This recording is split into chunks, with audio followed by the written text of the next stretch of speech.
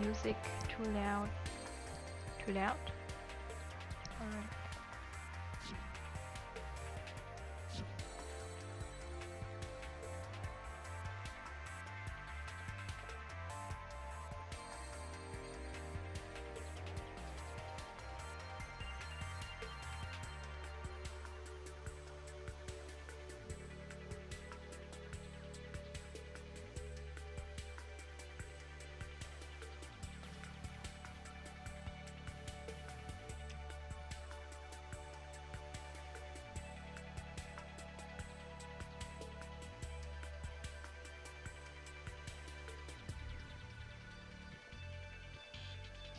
Hmm?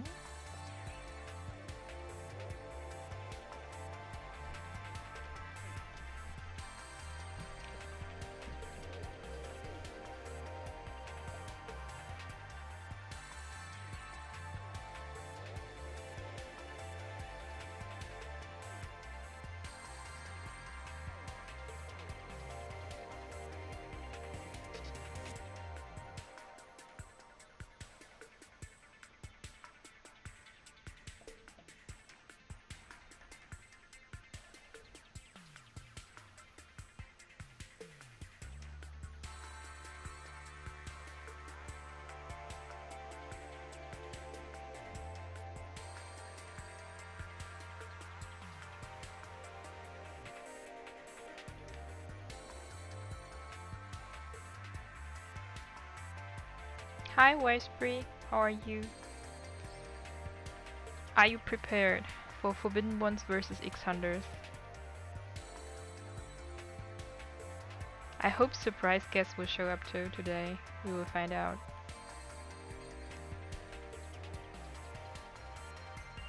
Who do I think will win? I've seen the roosters. Actually, both sides are very strong.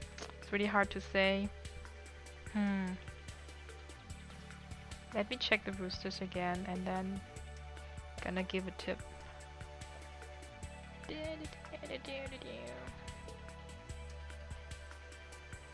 So for the Forbidden Ones, we have Digichannel, Just Desert, Belbin, Build to Tilt, Captain Capslock. And for X-Hunters, Direct Seeker, Black Vegito, The Saturday Guardian, Young Slorp.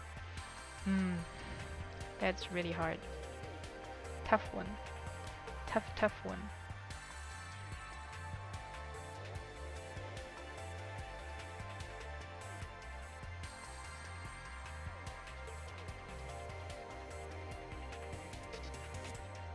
I think I would root for the X-Hunters, but I believe that the Forbidden Ones will win. I don't know why.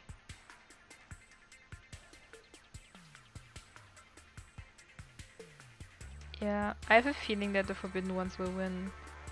Also, I'm rooting for X-Hunters, but we'll see. Sometimes, you know, the underdog wins because of RNG. Is the music too loud? Can you guys tell me that? Or is it okay? How are you, Porphy?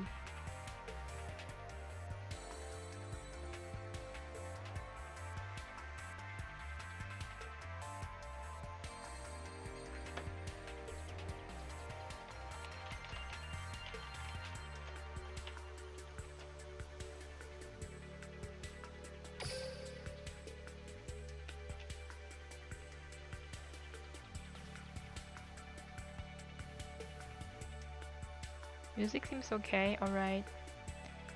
You're hungry? You will eat pizza. Well, I had pizza for lunch, but it wasn't so good. I had just one piece of it. And then I got denied. Denied!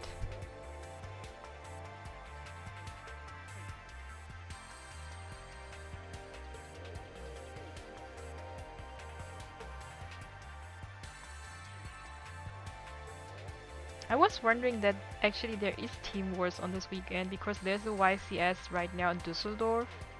So on the official Yu-Gi-Oh channel there's a big tournament going on. Yes, Mr. Evil Potato, we are streaming again.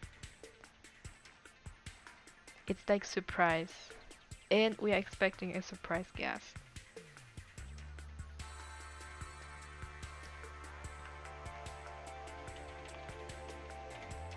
Oh, you didn't get a gift sub, Mr. Potato? Wow, you're super unlucky. Because DevTag just came into the channel today and he just, I think, gift subbed a 10 person. And we weren't that many, so your chances to be gift subbed was actually pretty good.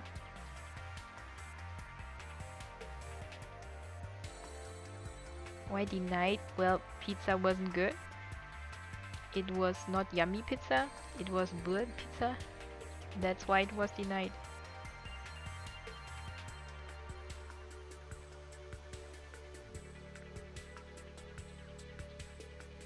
And I don't know if you guys have noticed, Metafield Gaming, he came back to Yu-Gi-Oh! Also, he said that he would quit.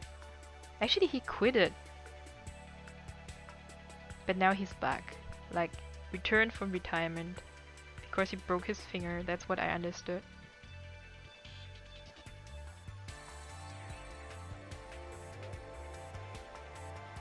So should I just go into the roosters now? Yeah, I think so. I have like 5 minutes left.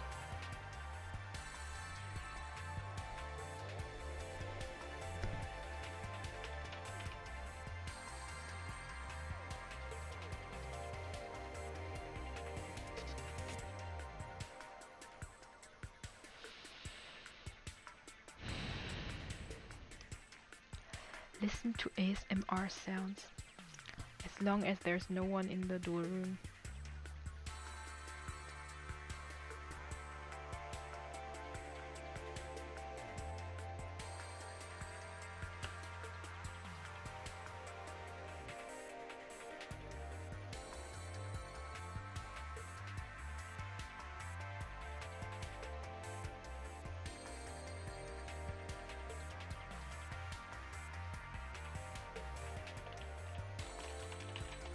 Oh, Beltman's such a nice guy. He said thanks for the coverage.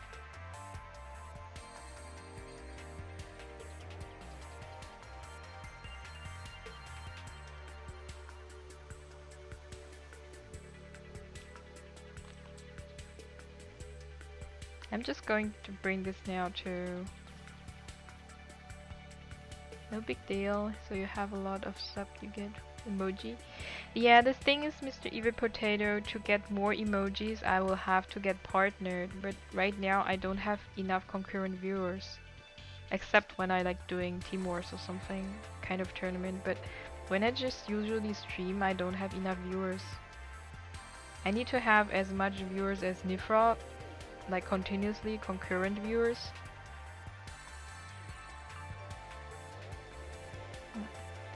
Before I could get partnered, and then I would get emojis too. Otherwise you're just going to be stuck with my brick. Just like in the real world. Take these bricks. Take these bricks. It's not what I wanted, but it's what we get, right?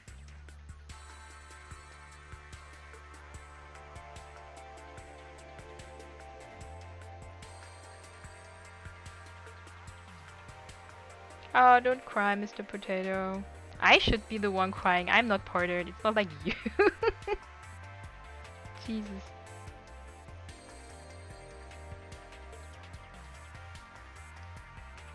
Yeah. And I also was thinking about going to TwitchCon, like as a partnered Twitch streamer, but I don't think that would be possible because the TwitchCon is already in April, and that's in 2 months. So I guess my chances are very, very, yeah, small to make this work now.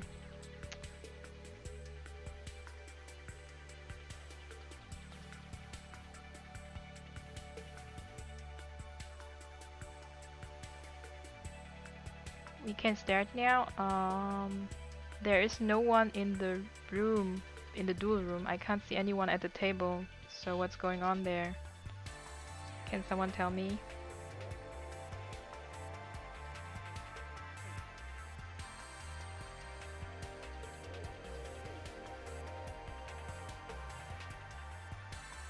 So good luck and have fun, young Slorp. Good luck.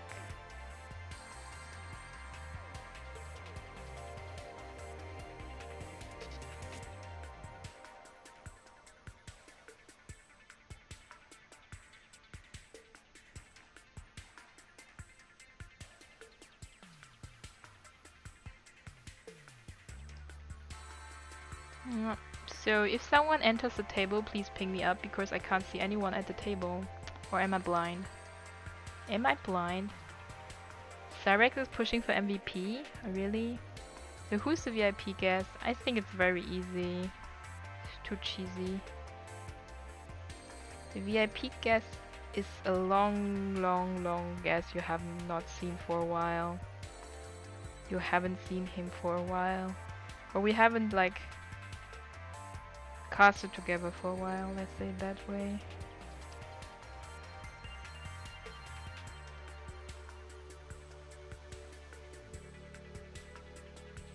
Is it twitch.com or is it twitch.tv? I forgot.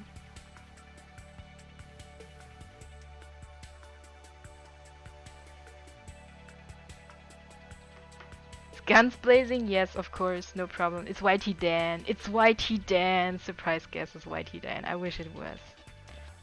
Well, it could be Tsum Tsum though. Tsum Tsum would be nice too.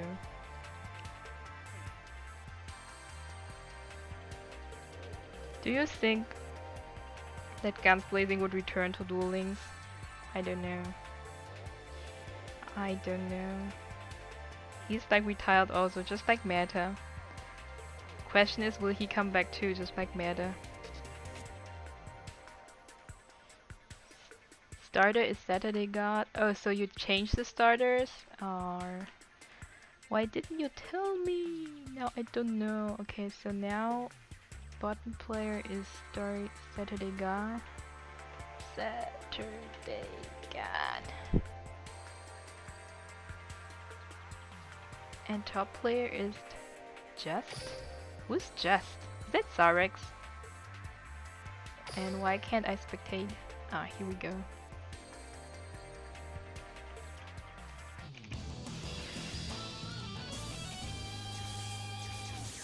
Okay, so Just Desert, alright.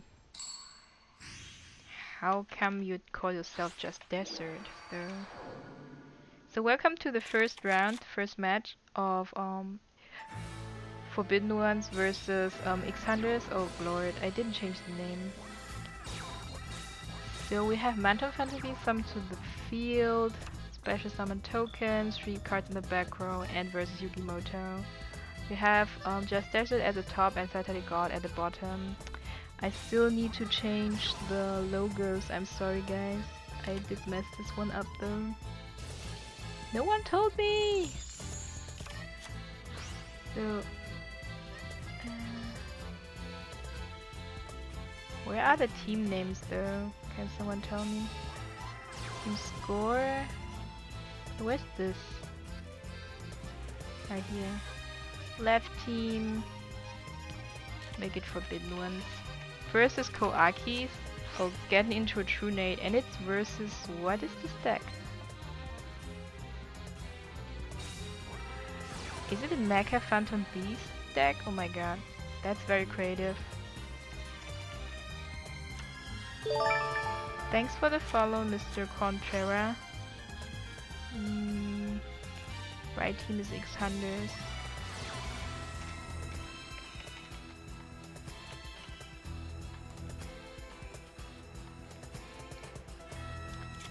Welcome Mako Boy. Hi Dragadran, Zay, and Vera Lynn. Oh nice! We've got a girl in the chat. Yay! Cheer that. Cheer that. That doesn't happen so often.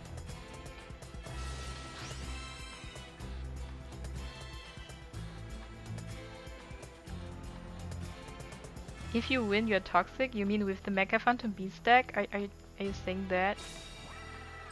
Forbidden Ones.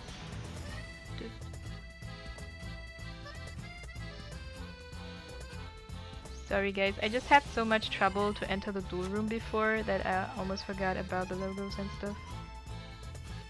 I was just happy that I even got into the duel room at all. So.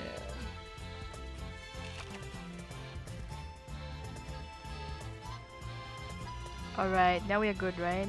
Yeah, it's good. So as said, we have Koaki. So Saturday God is playing Koakis versus a very creative Mecha Phantom Beast deck I haven't seen before. Yeah, of course. Saturday God uses Maximus effect to destroy what? A token? The background. We will find out in the next episode of Yu-Gi-Oh! Duel Links.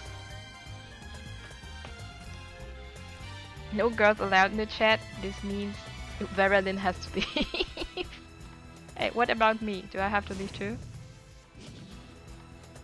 Oh, okay. And Tilet binds. Well, Tilet tilts comes in. Token was destroyed by the effect of Maximus. I guess this is lethal. Unless just Desert has like a career boat, it's over. 3 diamonds, cord, and a true nade. Yeah, that guy just opened God Hand. Check his PayPal, please. No, check Konami's PayPal. We need to check Konami's PayPal now. He bought that RNG. Oh, GG. And that was the first round. GG.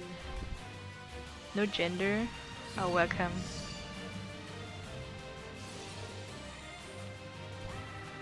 Oh no, token was summoned to the field. Oh, whoa, whoa, whoa, whoa. Oh, whoa, whoa, whoa, whoa. That just kept him alive for this one round. Not yet, bro, yeah, not yet. Welcome, Belbano. Alright. Alright. Just Desert survived for this turn. But what will he do next turn to turn this around?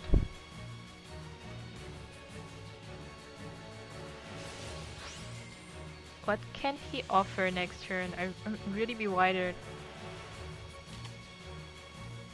Oh, he let go of the aerial trap recharge, draws 1 card, and sets a card, sets 2. Alright. Set a whole back row. That's kinda scary. But Saturday got still resources in his hand, like 2 cards, and he has a Sandman on the field, and he has already 3 diamonds in his graveyard. That's insane. That's just insane. Of course, activate Diamond Core from the graveyard, and now... Welcome, Dark Gamer. And hi, Never Die Duel Links.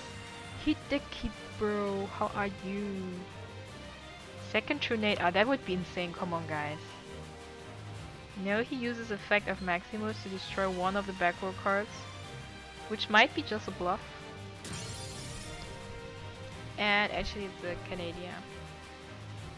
So Canada got destroyed. Again, ties that tilts.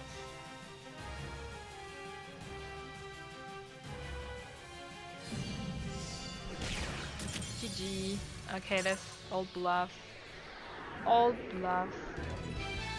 So Saturday God wins, and that was the first point for the X-Hunters. Am I right? Am I right? Team score 1 point for the X-Hunters. Thanks for the follow. Never Die Duel Links. And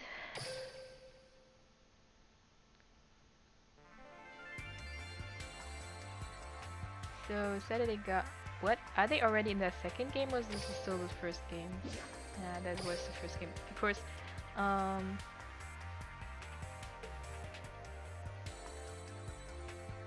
just Desert needs now to change his deck. That's what I understood. Right. So let's go.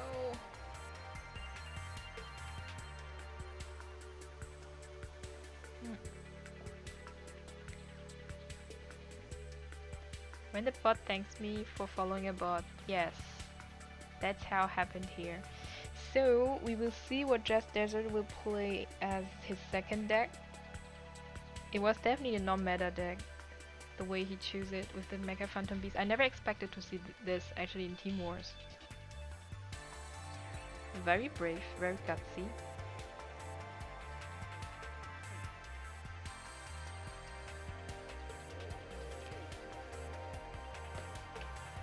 Yeah, but 3 Diamond Core and a True Nade, man. No one could stop that.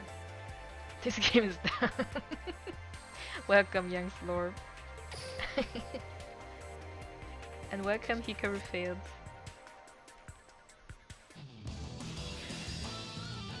Yeah. Shout out to real RNG. Nah.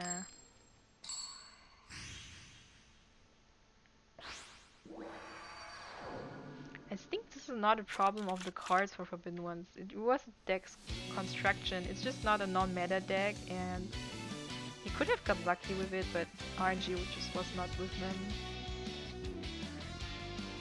Right.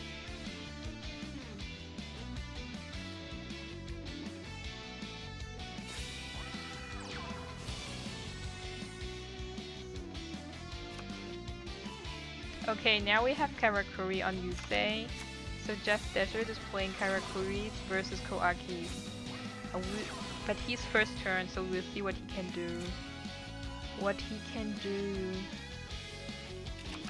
The Jeff Desert already got an X. Next X he's gone. He's a gooner. And Satyagad got a 1. 1 point for his key.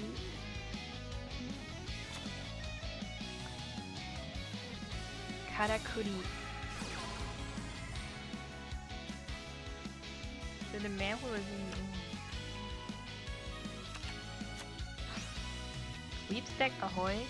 Well, I didn't see Karakuris recently anymore on the ladder, which I think is sad because it's a really fun deck to play. But somehow it cannot survive on the ladder right now. Just not. So for everyone who still don't know Dueling Steam Wars yet, please follow their channel too. Just type in Dueling Steam Wars Twitch, and then you would get their address, and same goes for Discord and their Twitter. Okay, Just Desert just gave up. He just saw Koakis and said no thank you for this combination. No fun. No funsies. So it's a 2-0 now for Saturday God. And it's a brick. It's an XX now for Just Desert. Yep. You will get a beautiful brick. Watch this. Here you go. No wait, that did your channel. Here you go. Take this brick. Be happy with it. Take it home. Build a house with it. This is your convalescence prize. A brick. So that was the second point for X-Hunters. Thanks to Koaki's overpowering RNG. Consistent play. The question is, who will the Forbidden One set up for next turn? Don't tell me it's going to be a clap. Don't tell me it's going to be a clap. Okay, they set up Digichannel, alright. So Digichannel will be the next one to face Koakis. I hope he has a counter in hand. We will find out. We will find out.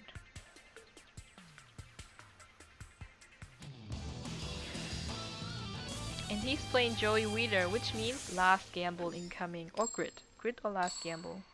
No, Desert eats bricks. Yes. He didn't even get brick win. We are all sorry for Just Desert, but that's, face it, that's what happens when you face like Koakis. So, Digichannel playing Joey Wheeler. I'm pretty sure he's playing something with Last Gamble or Grid. If he's playing Koakis with Grid... No, he's playing Buster Blader. Okay. Interesting. Well, activates Emblem of Dragon Destroyer, sets 3 cards in the background and ends his turn. Alright, fair enough.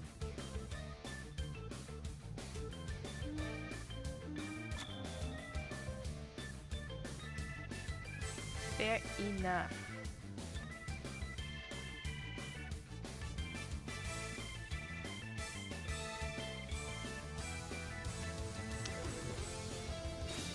Now see Yugimoto activating again Diamond Core on his first draw, right? This guy just bought RNG, I think. If he has again like 3 iron, diamond core, that would be insane. So, diamond core activated. Stands in the graveyard. What did he get? He got an iron core. Okay, so he's able to summon Maximus and use the Earn Knight. Alright, diamond core activated from graveyard, so nothing can be destroyed now what comes to the board. TG, you are so screwed. Well, yeah, it's pretty much true. If he doesn't negate the Earn Knight, Sandman will come to the field. Or on the wall. Okay, he negates the Earn Knight, which is a good decision. Will you go in with Maximus? Saturday God, will you go with Maximus? No? Welcome Sasuke. Just Desert, no Trinate game. One you can have 100 diamonds. Still take it. Stupid guy. We're feeling sorry for you, Just Desert. That was just super unlucky. Welcome Hadron. That name. What is Saturday God thinking about? Oh, he just ended his turn. Oh, sorry guys. Mirage Dragon. Mirage Dragon in a Buster Blader deck? Alright. GG Channel, what are you doing? Welcome Cordy. And hi Young Slope. Wait, you were here before, right? Okay, he decides to go in with Mirage Dragon on the Earn Knight, destroys the Earn Knight, and ends his turn. Welcome Conterra.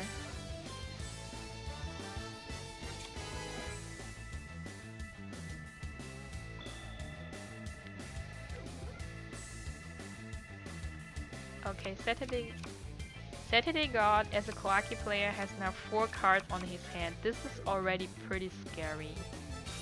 So many resources. Okay, he summons the second Earn Knight. Will it get negated too? Oh. Distractions work. Distraction fusion coming in. We have a dragon. We have a warrior. And we have DNA surgery activated. Oh, Dragon War selected. Here we go. Now the Koaki Knight becomes a dragon and we'll get fusion summoned from hand with Buster Blader, of course. Here we go. So Buster Blader the Dragon Destroyer summoned to the field but in defense position and instantly getting negated with Canada. Alright.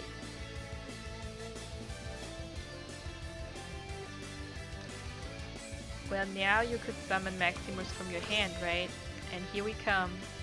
Here comes Maximus.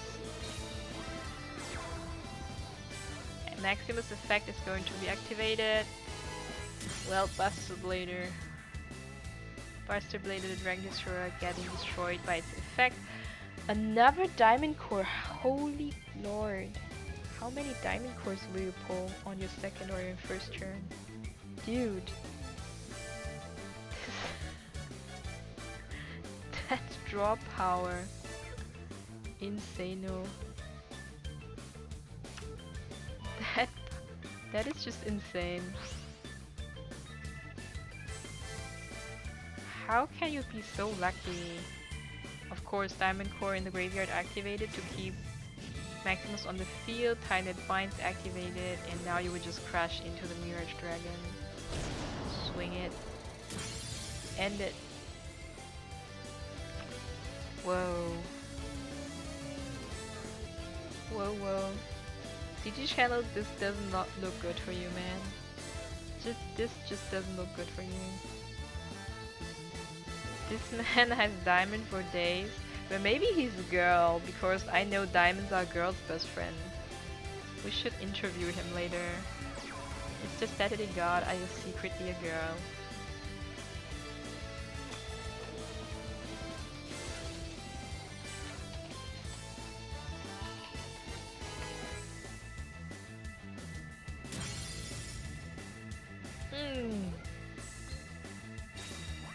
And Canada getting destroyed.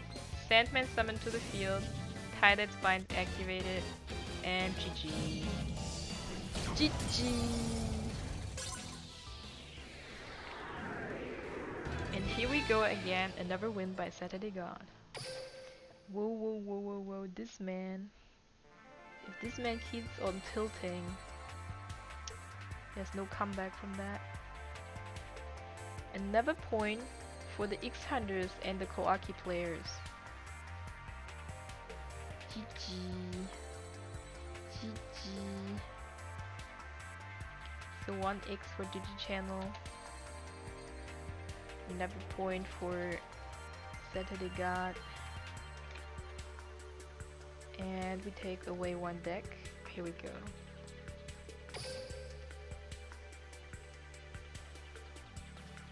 Chat be full of X-Hunters, Nani. How nice skill how we do this. How did he do that? I don't know. He must somehow paid Konami for this diamond core drawing skills he has here. He controls the bricks too, yeah. He sends the bricks to the evil guys to your side.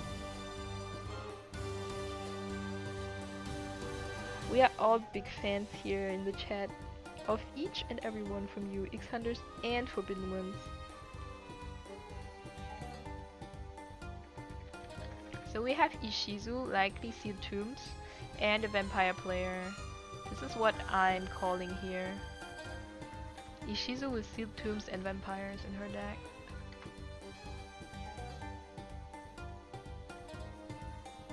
Hello? Why is my overlay doing what it wants? Damn it. Damn you, overlay.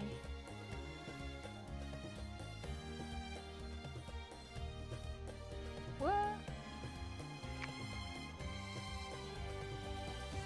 Ah, now it's better. Much better.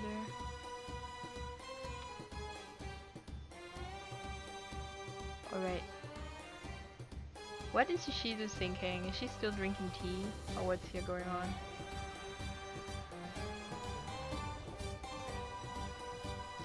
Goes 4th time in a row, yeah, with Koaki. With Koaki you can do everything you want. Welcome, Serb. You found your princess APK for Koaki? Nani? Oh, it's a Koaki mirror! Oh, I didn't expect that. But I still think it's like Sealed Tombs as skill. So now Koaki versus Koaki. But sadly for DigiChannel, he is actually the first turner, which sucks too. First turn is always such a fucked up thing. Yeah, Sealed Tombs already on first turn. Here we go. But Knight is Sandman summoned to the field might be helpful. And now let's see what kind of incredible drawing skills Saturday God has. And another diamond core. How many diamond core are you going to pull, man? That's insane. 3 diamond cores please, yeah, just like the second game. Insano. Knight summoned to the field cannot be negated. What will he summon, a wall or Sandman? Or will he even summon ice? That's also possible. Saturday God has 10 diamonds in his deck. Yeah, possible. Welcome, Super Trunks. Hi, Black Vegito. And welcome back, Cyrex. Yeah, he summoned the ice and the Maximus. Oh, and there we go. DigiChannel surrendered instantly. Wow. Saturday God is on a streak. This is his 4th game in a row he won right now. Whoa, whoa, whoa, whoa, whoa. And the 4th point for X-Hunters. Insano. So insano is this. Now DigiChannel is out too. Who will the Forbidden Ones bring up next? Against his super incredible, lucky, and of course skilled Koaki player. Take this brick, man. Take this brick, DigiChannel. Take this brick. cut it. That is the wrong...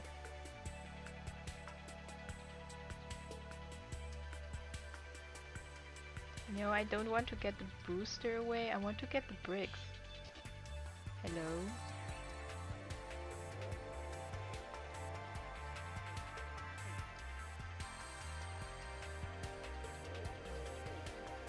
Ah, here we go.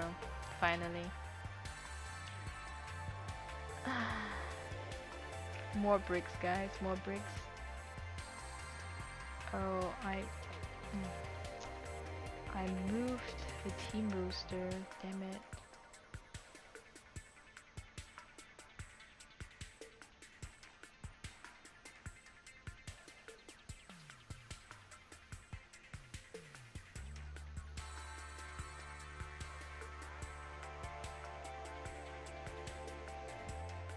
Alright. So 4 points for X-Hunters, 4 points for Saturday God on the streak. DD channels out just as it is out with a 0. Wow, that's insane. So let's face it, who will be the next top player we will find for the Forbidden Ones?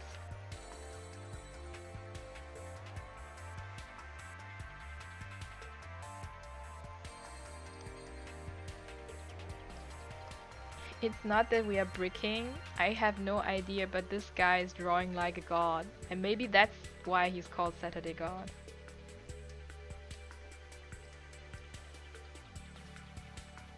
God is a god, yes. Drawing god. They have a lot of bricks as consolation prizes tonight. Yeah, he starts 4 times second, and 1 time he just draws like 3 diamond cores and a trinade. What the hell? How's that possible? Hold your dog, please. Yes. Welcome, Nick's username. He, he only draws like this on Saturdays. That's a good one. That is a very fun one. This calls actually for Yametigans. This calls actually for Yametigans. Let me try. Yametigans.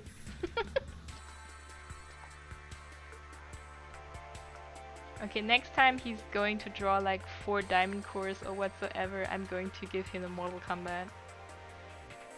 He's going to get his own sound for the tiltage. Why are you a bear, Mr. Brown Bear Duel Links? I have a white bear sitting behind me. Welcome, Joe Ray. What should the end this video at the left side symbolize? That is my logo, because we don't have cam for Team Wars. Okay, Belbin is the next one up to feed the tiltage. Let's go.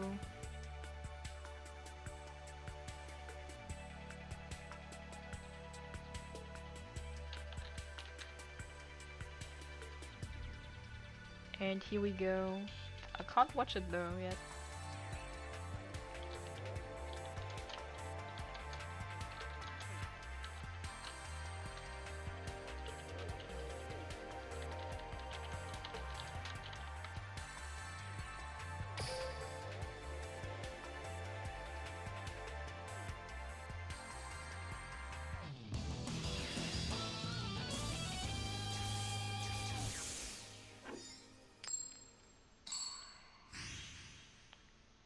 Okay, this time we have Mokuba.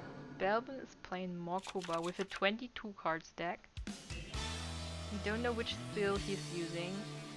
It's possible that he's using Grid with Mokuba. Not sure.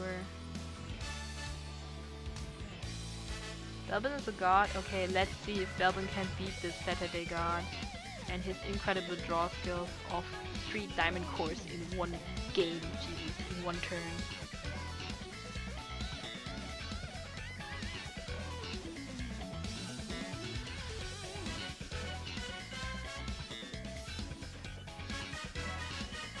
What is thinking?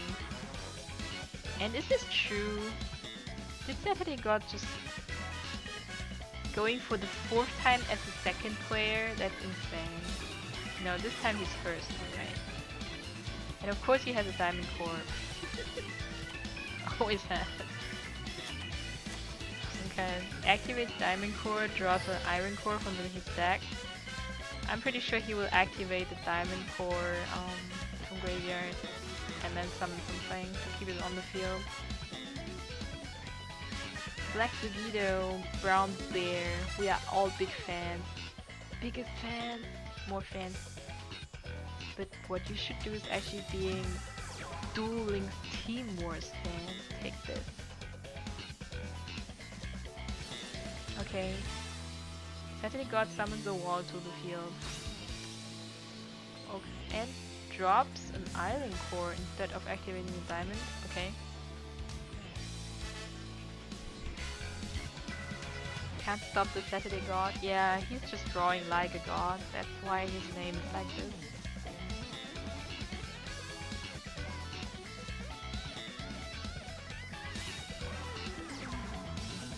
Are you gonna go undefeated by letting God win all games? Yeah, that would be not good. Oh, Gozuki summoned to the field, which means we have a vampire player here. That's good. That's the spirit. The Gozuki's effect activated, of course. What will he put into the graveyard? A retainer or a familiar?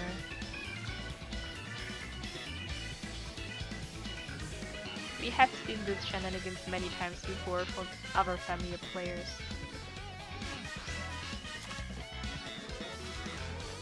And here we go, familiar put into the graveyard.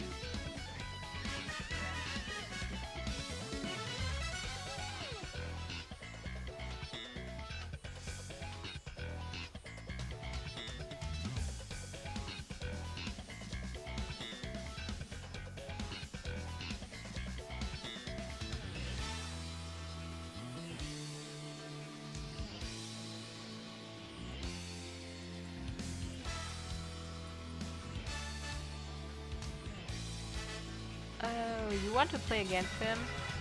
Okay, sets one card in the back row. 2 cards.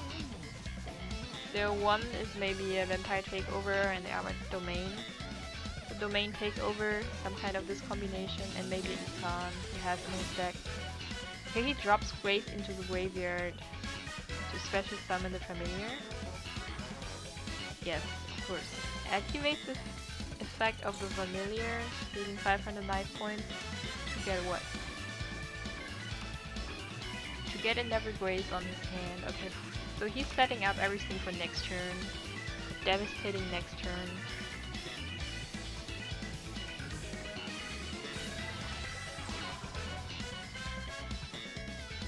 Setting everything up for devastating next turn.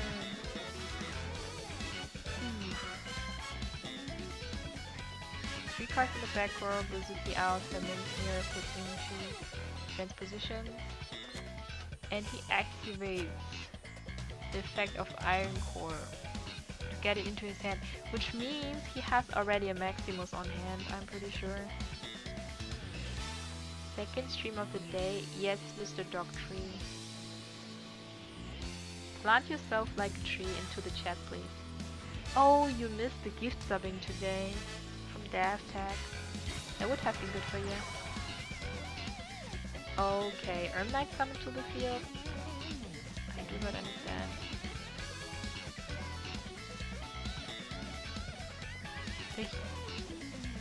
Which gets instantly negated by Canada. So no special summon can be done from the Knight. But I still don't think that Saturday God actually cares about it because he secretly has a Maximus on hand plus Iron Core, so he can summon it.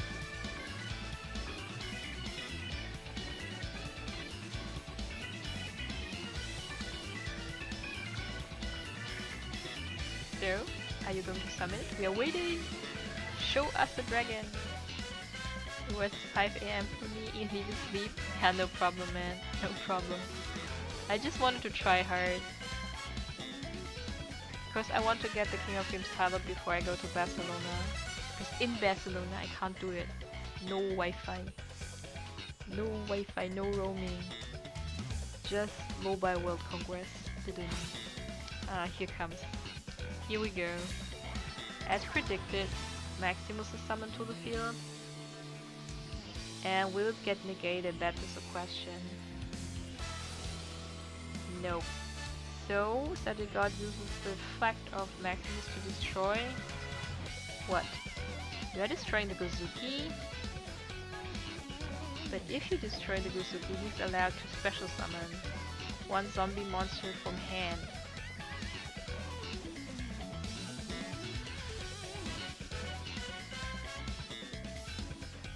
Oh no, wait, you can banish?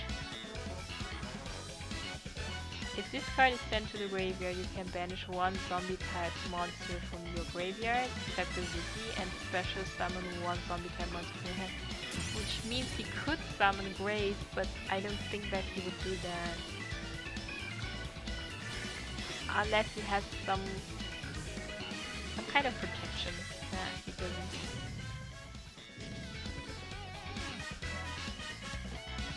Welcome, FSN deal. Okay, he swings in with the wall against the familiar. And Vampire Takeover is activated. Canadia's chain and summoned to the field in defense position.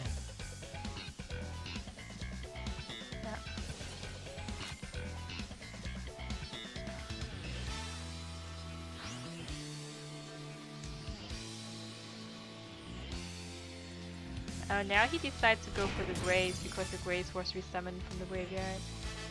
Okay. And the Vampire Kingdom was brought to the field. If he would have summoned the Grace in attack position, the wall wouldn't have been able to get over it.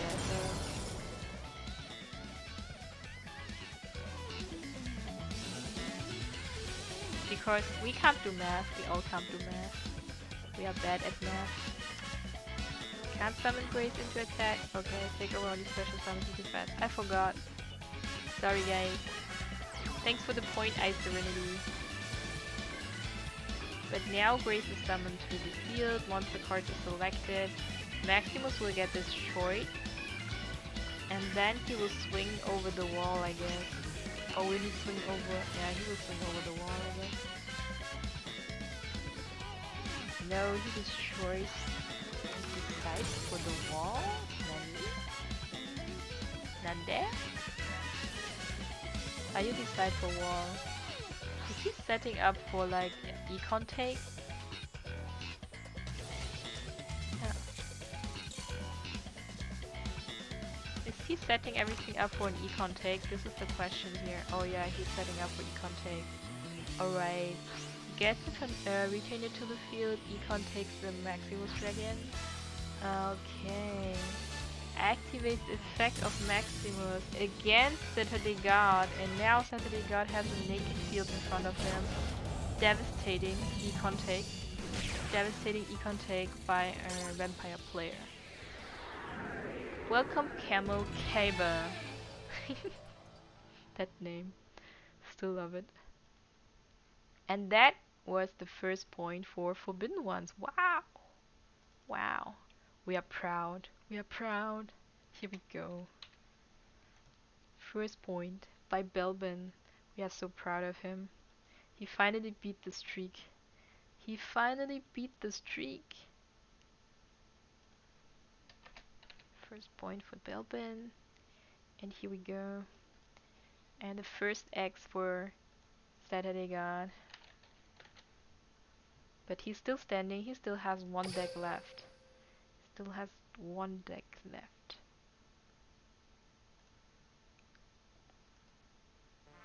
Yeah, nice move. You still have 4 ways to win that turn? Alright.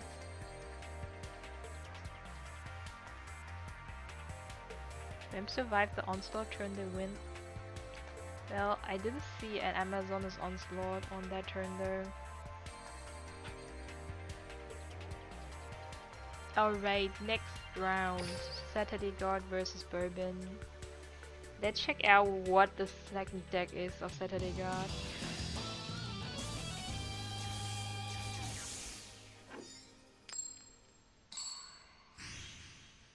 Take a small bite on the brick. You could do this.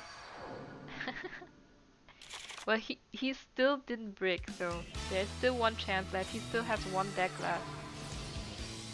Now we have 4-1 for Xander's versus Forbidden Ones. Alright, it's never... What? They have now Mokuba versus Mokuba. Belva's still playing his Vampire stack. What is Saturday God playing? So Belva summons a Samurai Skull to the field, puts one Retainer into the graveyard, setting up his Vampire shenanigans. 22 Vampire stacks. Yeah, it's confusing, that's true. You have never seen so many viewers, me too. Welcome! So many viewers. Welcome. Don't see that every day. Yeah. 88 is a lucky number. Alright, Vampire Kingdom put into the graveyard. 3 cards set in the back row. And waiting.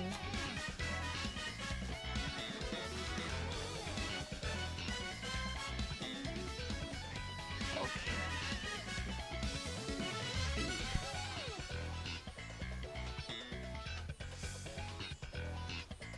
"24 card god." Yep. Definitely. No, it's a 22 card god actually. We can't do math.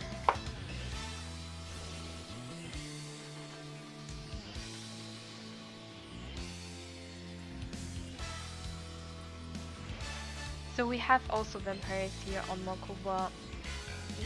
Saturday God is also summoning Samurai Skull to the field.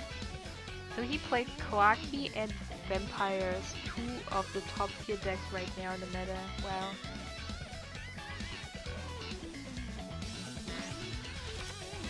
Vampire Mirror Game. Also, put your family into the graveyard.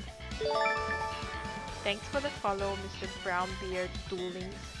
I have a white beard. A white bear. Not being mod. Who is Porgin? I don't even know who that is. Sorry. I was not against you, Mr. Porgin. Maybe we just lived in 2 different time zones. Alright. Saturday got set. Only 1 card in the back row. Keeps all the rest on his hand as resources. Swings his Samurai Skull into the Retainer. Okay. Does 500 damage and ends his turn. Here we go.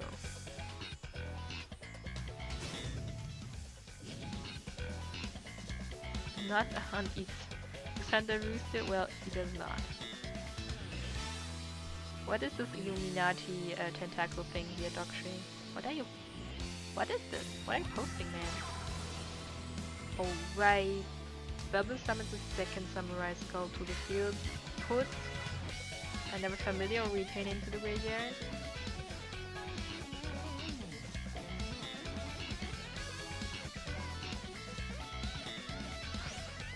He puts a familiar into the graveyard. Activates familiar's effect. No. Activates Vampire Takeover. Right. Takeover it is. Get the Vampire Kingdom to the field.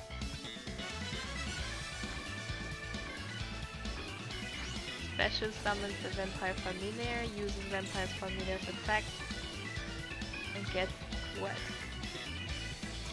Surprises. Gets the Vampire Retainer to his hand, interesting. And Econ Tape, of course, Samurai Skull. Trades his Familiar for Samurai Skull from Saturday God in attack position. Here we go. Another Econ Tape. Well, Saturday God sacrifices his own Samurai Skull and Econ Take, so this turn nothing will really happen. But now it's naked board, that's pretty scary. Huh? Belvin drops Retainer to the graveyard, special summons... Oh, second Econ Take! Summons a second familiar to the field in defense position and Econ takes again. Wow. Now he swims in with the Course of the Kingdom on the field, 2,200 damage and ends the game. Wow, Belvin's God. Whoa, whoa, whoa, whoa. That was insane. That was insane. It was insanely good. Oh my god. So here we go. Second point for the Forbidden Ones. Second point for the Forbidden Ones. And second point for Belbin for his team.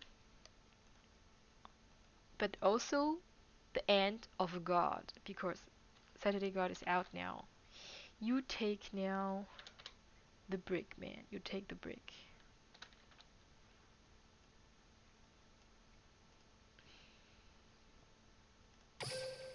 Saturday God, yeah. Now he's not a god anymore. He just became mortal and got stabbed in his face. Where's the brick? I'm looking for the brick, man. Ah, here we go. That is a brick. That is obviously a brick.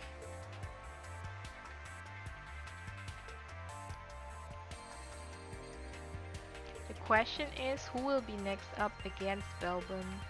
That is the most interesting thing. So Belbin is top. Question mark is bottom. And the deck will be filled again. Here we go. Why do you want to swim, Mr. Dogtree? Didn't you say you want to eat pizza? Oh, who was that? Throw away your Twilight card and eat your bricks. Yeah. Team Edward is actually today, I think, in Düsseldorf. Doing the YCS. Oh, it's a young Slorp? No? Not young Slorp? Is it young Slorp or not young Slorp? What are you guys doing? Please, don't make it so intense, man. I want to know. Is it young Slorp or not?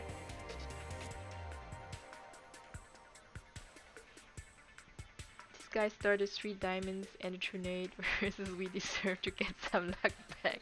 Okay, it is young Slorp, alright. Then we know what's going on. So the bottom player is Mr. Young Slorp.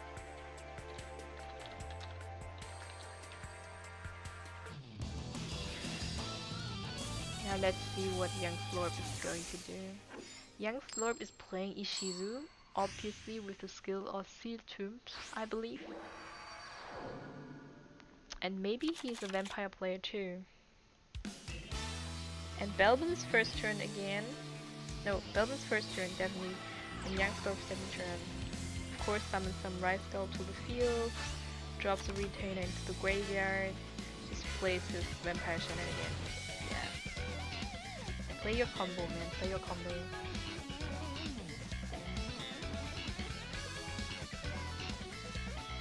Yeah, that 3 diamonds and a Trunade is just too insane for draw. He draws like a god. Kick Belbin's ass.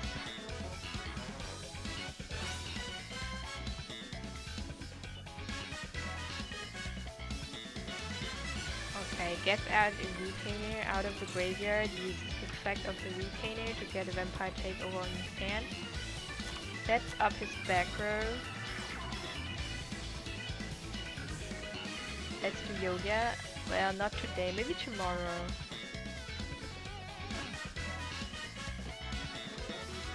Today we are doing Dueling Seawars. Okay, activates Vampire Kingdom, gets... No, activates Vampire Takeover, get a Kingdom to the field, summons the Familiars from the graveyard, use the Familiar's effect to get a Grace on hand. Setting up evil plays.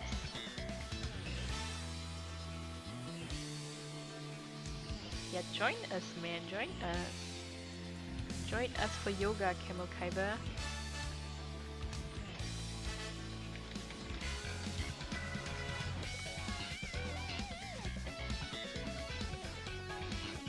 Just as I was thinking that Young Slorp is playing Jotar.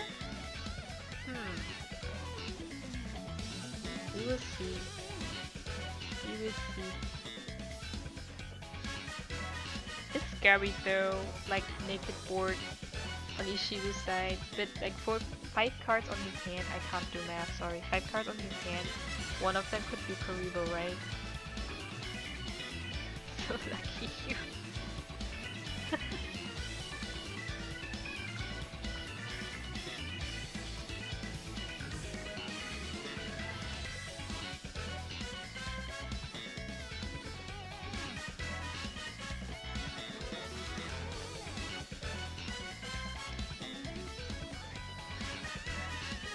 Question is, what does Belden take so long? What is he thinking?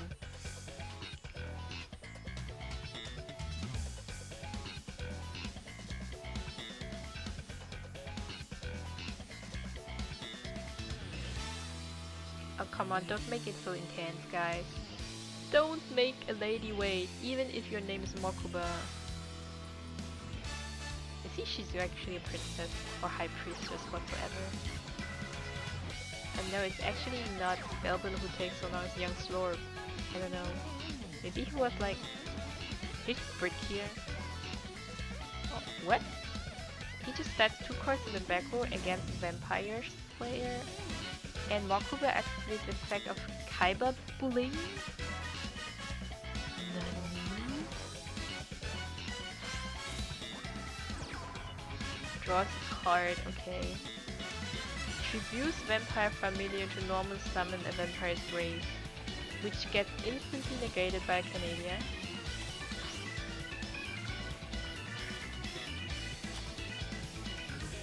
But he still goes in for lethal. Activates Vampire's Domain. Activates Vampire's Domain and... what will happen here? That's a card in his back row. Swings in with the Retainer, which is buffed by the Vampire Kingdom. So 1700 damage here. Where is this delay coming from? I think it's actually a Kuribo. It should be a Kuribo. So young Slorb has a Kuribo.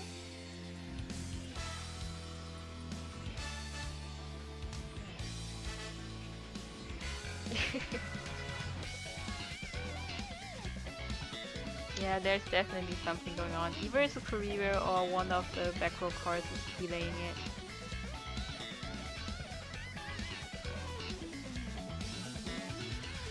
Mr. Camel Kaiba, how do you know that I would break anyone's skull? So here we come. 1700 damage. And that was a Canadian. Alright. Canadian needs to stop the Samurai Skull, otherwise it's gonna be game. Oh wait, it's not. Just plus 500. He would still survive it, but only with 100 life points left. That was obviously too scary. Activate Canadian, chain the Never Canadian from the graveyard, and summon it to the field. Still 4 cards on his hand left.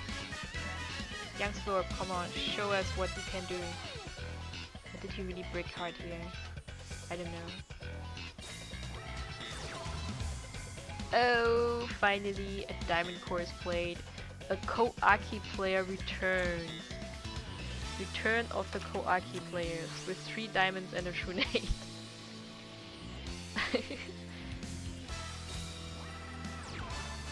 Knight is summoned normally to the field. Will it get negated? If it's not negated, then he definitely will special summon.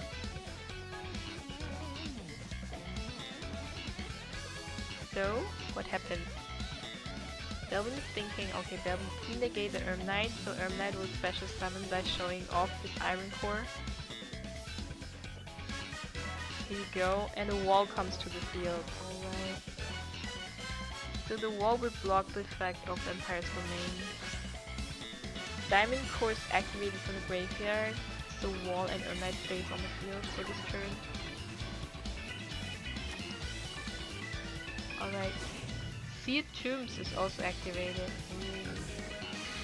Worst thing for a vampire player.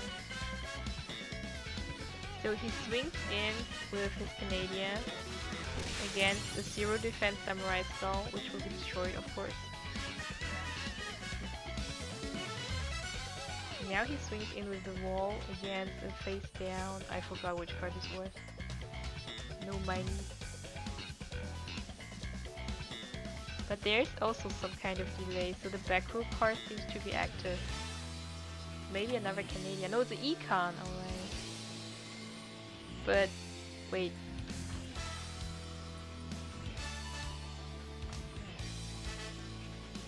Why?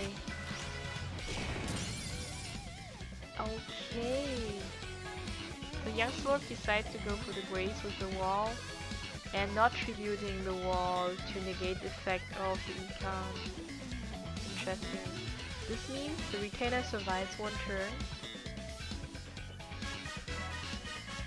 but a 4,700 life point marker game is still not over.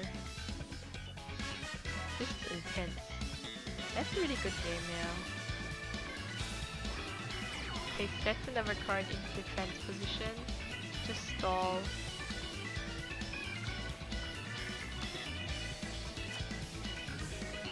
Well, the field of Young Slorp right now is closed. He cannot summon a Maximus, but he can activate obviously Diamond Core.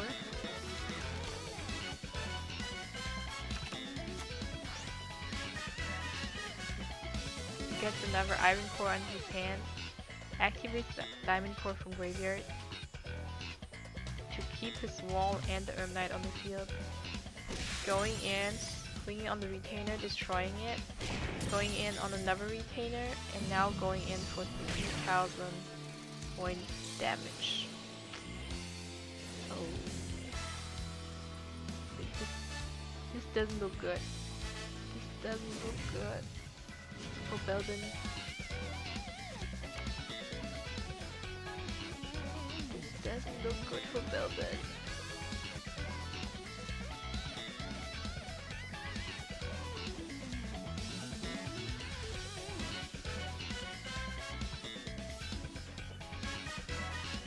Toku's branches, what? You are a tree, man, you are a tree. Please stay planted as a tree. Okay, Vampire Familiar activated, summoned from the graveyard. Is he going for Grace?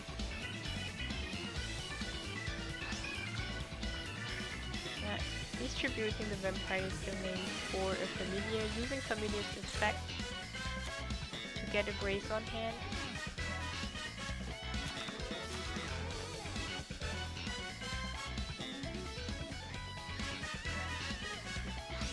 That Tentacle monster's fun.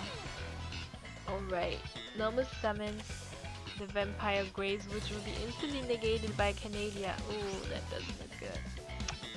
You are in trouble, Bilbon. You are in trouble.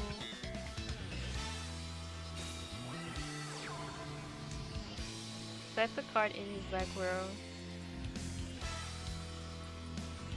Canadia negates just everything. Trouble, trouble, trouble incoming. Trouble, trouble incoming.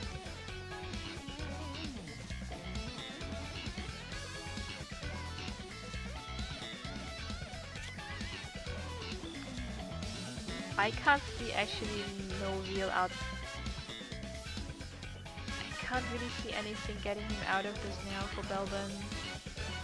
Yeah. Young Slorp swings in with wall against the Grace. The econ. But what will the econ do? You can't just negate it. No, he did. He choose not to negate the econ and getting Grace destroyed. 1,200 damage with the Canadian. Oof. Welcome, Kazumi. Knight destroyed this turn. One card left on his hand. 1,000 life point for Belbon. Okay, now he's got his second. He got his draw, which makes it 2. Activates Vampire Retainer from the graveyard. Uses effect of the Kingdom. Special summons into attack position. Nah, he gave up. There's nothing he could do against this Young Slorp Koaki player.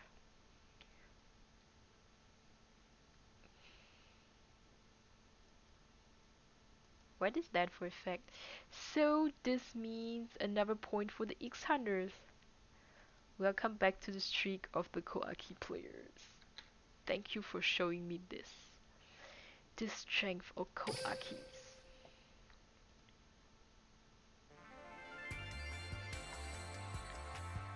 So for Belbin is a 2x.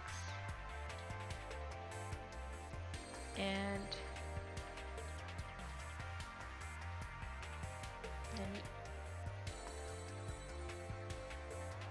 why is the Team Rooster, Team 1 Rooster here? Makes no sense. Team 2 Rooster. Team 2 Rooster. Young Slorp. 1 point for his team. And here we go. Let's check out the next deck though. Belbin loses one deck, changes his deck and is already back. Wow, that was fast.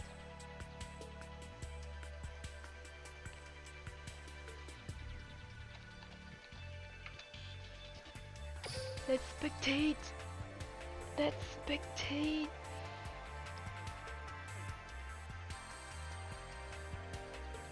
That's why you activated your spell card and... What? No! Akonomi, bitch, please. You guys witnessed this, right? I didn't do anything. It's just... rebooted. Konomi, bitch, please. Let me at least enter the duel room, otherwise I'm gonna be in trouble. Oh god. Konomi. Drives me crazy. Duel Underwood. Wow. He's playing Duel? You're having problems with Brute too? Oh god. Okay, Duel Underwood. Likely a burn or stall deck versus vampires. And here we go, Parasite Infestation. Activated. And first turn. Summon the Justice Bringer to the field. Sets 2 cards in the back row. And swings in for damage already? Okay, so he was second turn, I'm sorry. Didn't notice.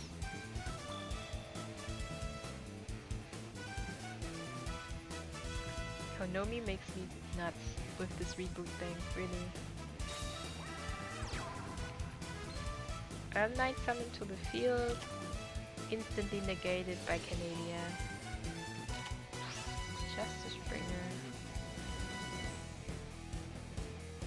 That is interesting. That is basically counter Maximus. Very interesting. Silent Swordsman deck possible. Some kind Silent Swordsman control hybrid because of the Parasite Infestation. Some kind of hybrid deck, but right now I still don't know what it is.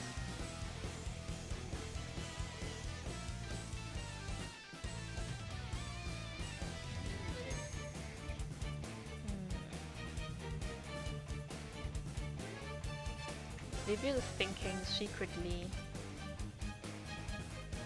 Like, what should I play next? I think you are having fun in the chat dog tree. Just plant you there like a tree and open your branches. Yeah, thinking emoji. Thinking emoji. Still summons the Maximus to the field, but you should decide not to use its effect, because otherwise it's gonna.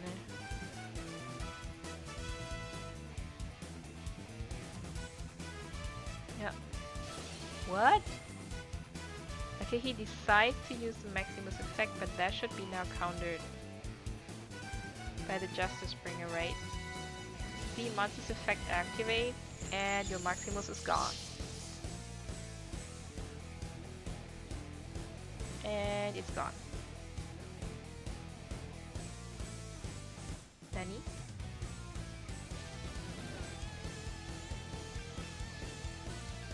You can negate the activation, so the effect was negated. The Maximus swings in on the Justice Bringer, and here we go. Welcome, Lux. You lucky dog. You lucky gift stabber receiver from death. Oh, Curse of Anubis activated. Canada chained. And Maximus set into defense position with 0 defense.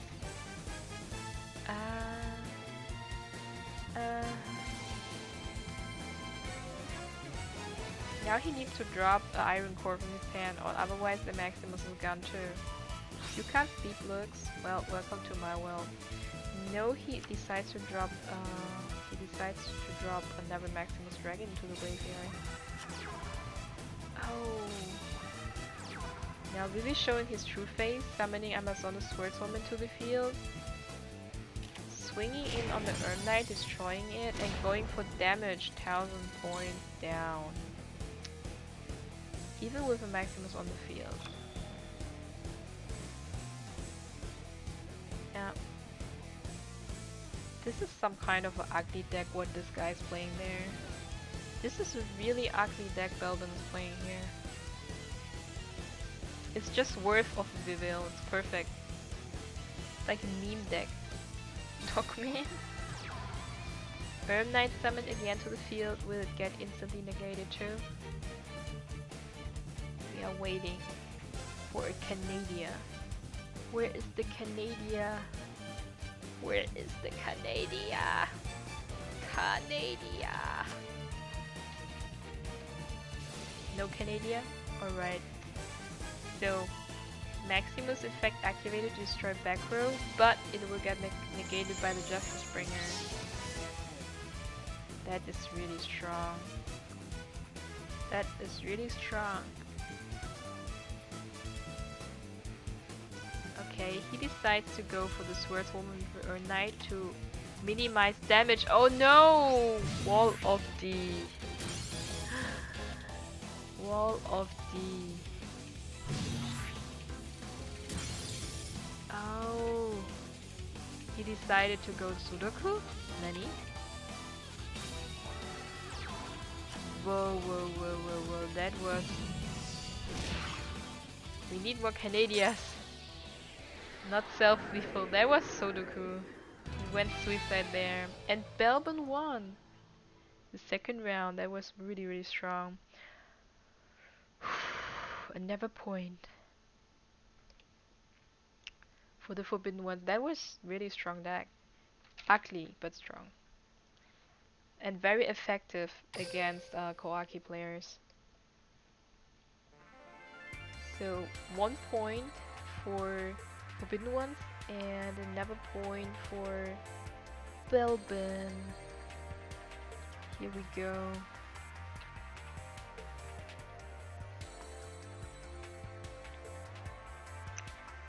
But that means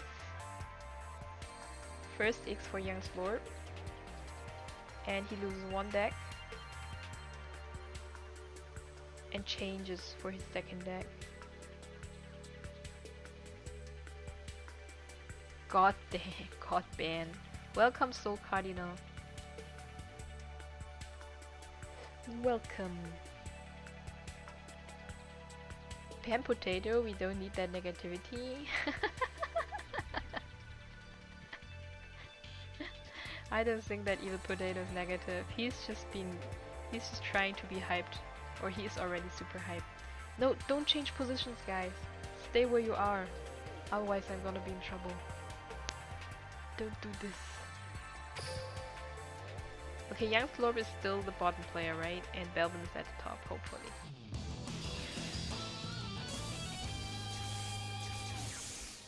Alright.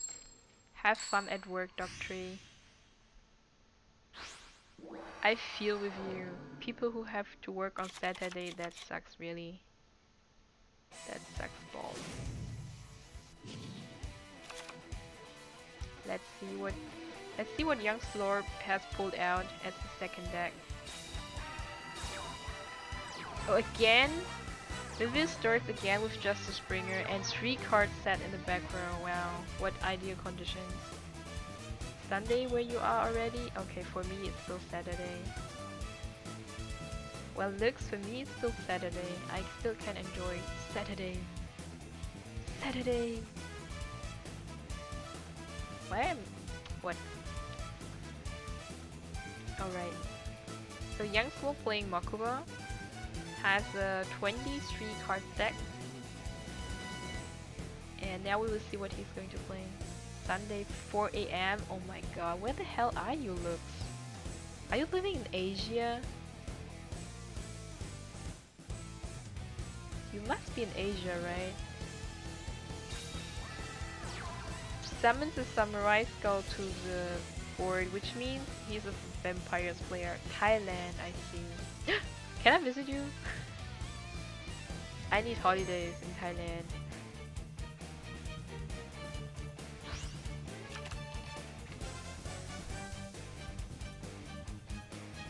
Okay, put the retainer into the graveyard. That's no joke. I'm looking for holidays in Thailand.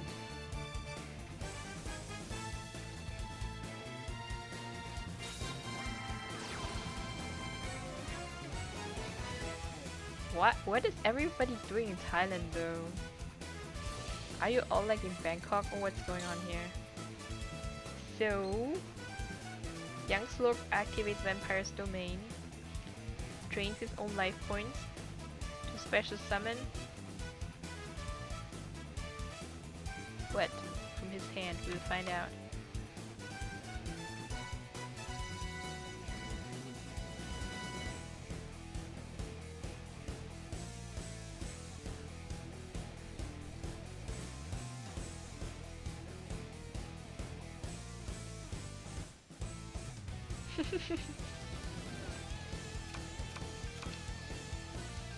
So he can pay 500 life points during his main phase and normal summon one vampire monster additionally to a normal summon set. So we will find out what he's going to summon additionally right now. Inflict the battle damage to your opponent, gain same amount of points. Yep.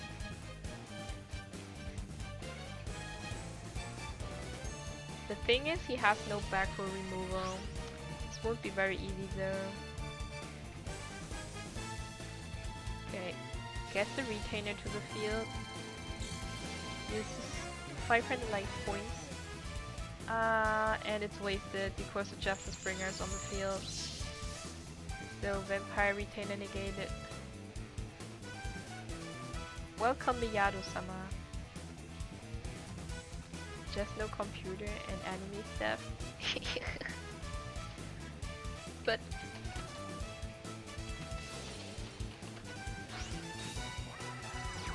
okay, normal summons the Grace to the field by tributing Retainer, but gets instantly negated by a trap hole. And there we go. Grace is gone. Grace is gone!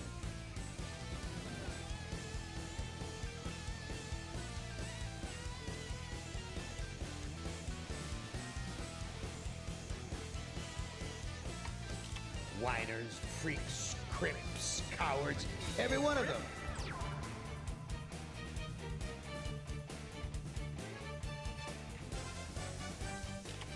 He decides to swing on with the Justice Bringer into the Grace, which is a very good idea. The Justice Bringer is really strong here. It comes out really strong. Just negates everything. And the 3 cards back row is also pretty scary. Hypercorp Blink is activated to draw which card? We'll find out.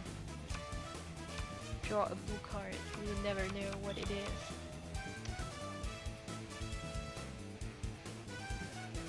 He really needs to get rid of the Justice Bringer. Summons a Gozuki to the field. But if you activate the effect of the Gozuki, it will get negated because Justice Bringer is out there. Ugh. This is a really tricky card.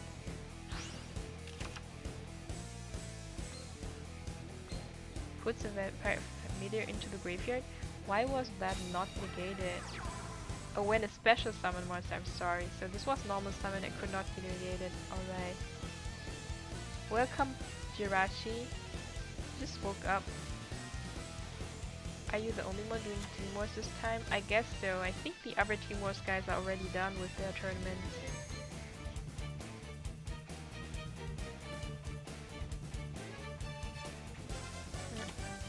We are already in the middle of this intense game. We have now 3 versus 5 points between Forbidden Ones versus X-Hunters.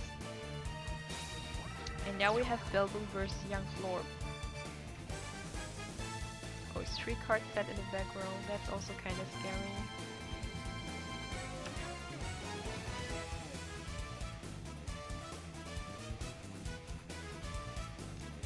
40 versus 40, so even the stall art could work here.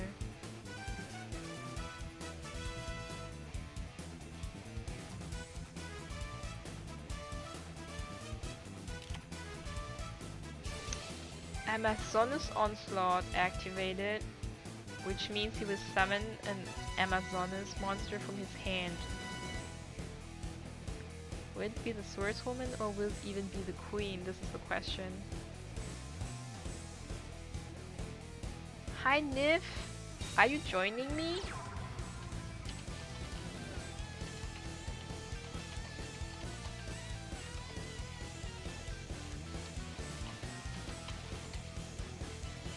I'm in commentator booth. Which one is it? I'm in commentator booth 2, so you could join me. Join me! Join me! Long time no see. Okay, he summoned, actually really summoned Swordswoman from hand by the effect of the Onslaught. And swings in on the Gozo. And the Gozo is banished. Yeah, Nif is actually the VIP guest. I wasn't sure if he would show up though.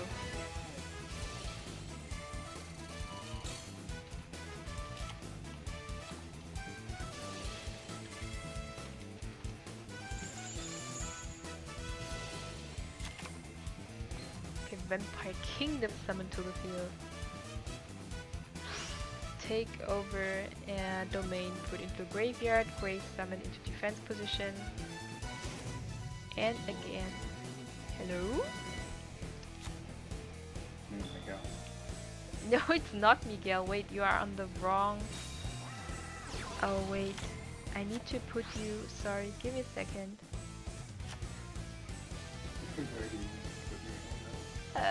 You are on the wrong outspeakers. You are like...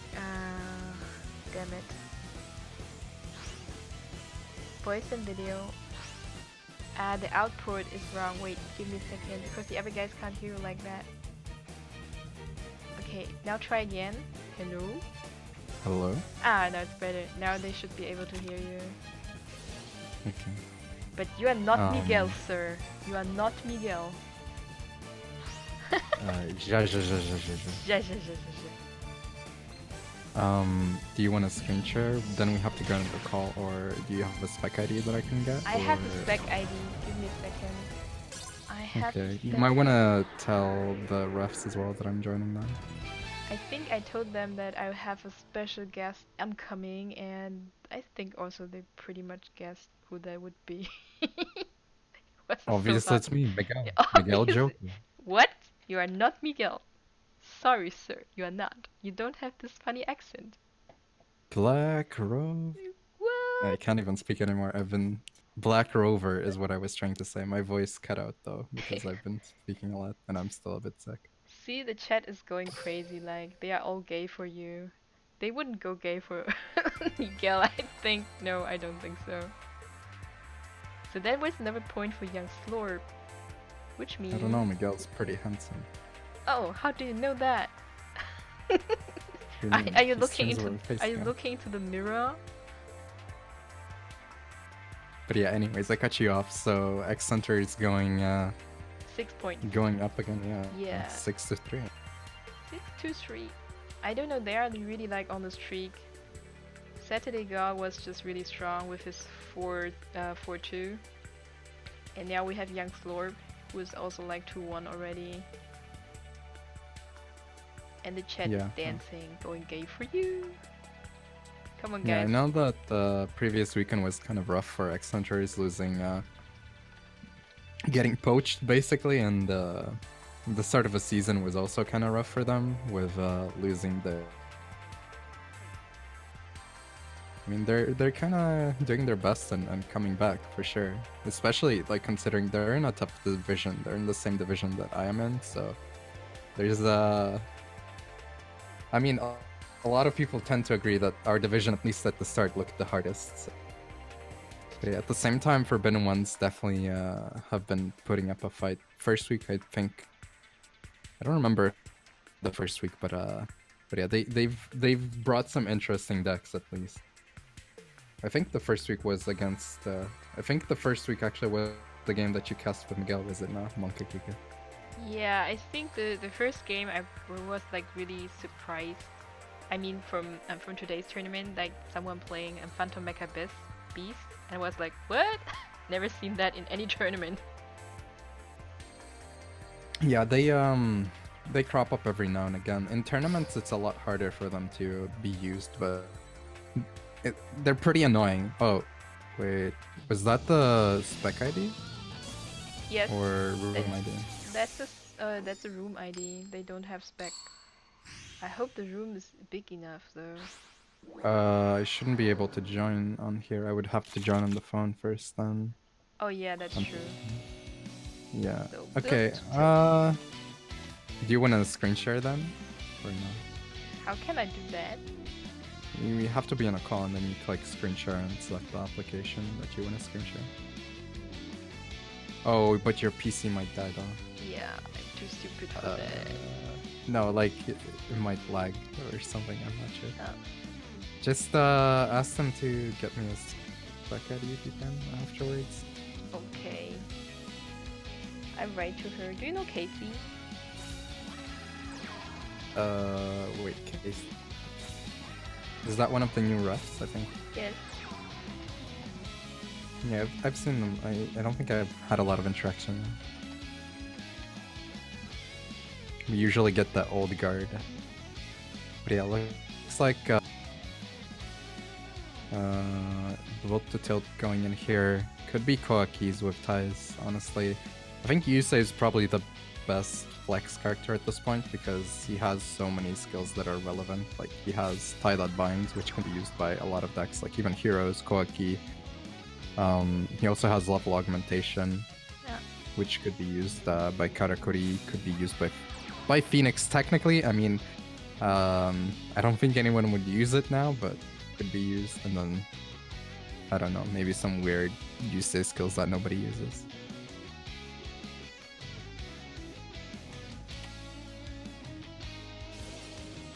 I think the last deck actually, Belbin played was really interesting with the Justice Bringer and the Amazon Swordswoman. Casey's asking if you want the spec code or room ID. I think it's spec code, right? Yeah, I need the spec ID because I'm PC.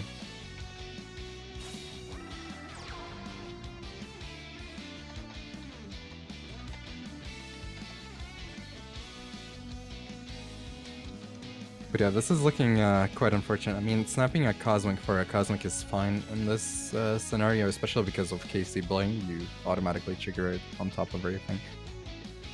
I mean, I guess if there's not a follow-up here, it's a bit of a waste. Or if there is a follow-up, I mean, because you lose more than 1,000 life points and you lose like an extra opportunity to activate KC Bling because it's not once per turn.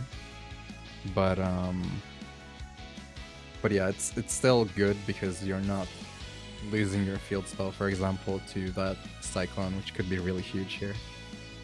And Casey just wrote that she would DM you the spec ID. Yeah, sounds good. Sounds good. Welcome, Ma, Sniper, and Zark. Also, Hikaru Fates, welcome back. Hey, Pagan. Typical retainer. Kazuki on the field, on card background. Bucket mud. Is that dirty, Pagan? Dirty? What? Oh, wait, that's not new. Okay, never mind.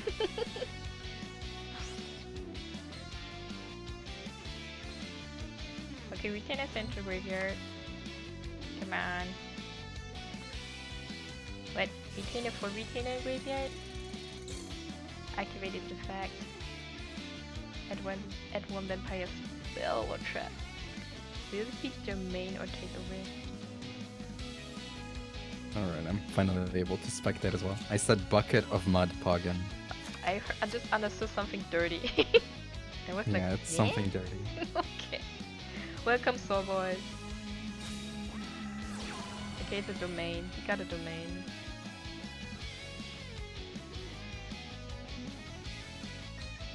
Yeah, so right now with the domain. Okay, let me see. Actually, I'm almost caught up. So He activated domain. yeah, without the it's not looking like it's gonna be game. Yeah, so going in for attack, but it's still a really strong board here. And we'll find out what the backward card is, I guess. Or will he sit it out? Will he sit it out? No, a lot of delay here. Yeah, going for the domain here means that there's either a takeover or I think maybe even more likely it's just he wants to heal up and try to increase the odds of surviving here. Or both of them at the same time, honestly. Because since you're paying a lot of life points, it's so easy to get OTK'd by a lot of decks afterward. Welcome, Hey, Hampton. I think Hampton is following you around, Nev. Yeah. He found you. He found you. Yeah, weddings do tend to be expensive, I hear. But yeah, with 4 cards and we are seeing Koaki here as a response, so it is Koaki ties. Yep. Gonna Koaki be, ties with Cyclone. Yeah, Cyclone, I mean, it makes a lot of sense because one of your worst matchups is Buster Blader, which is like the common counter deck that people bring in, so if you can at least get rid of the DNA, that's already a huge bonus. And if you start off with multiple Cyclones, then that's really huge for you as well.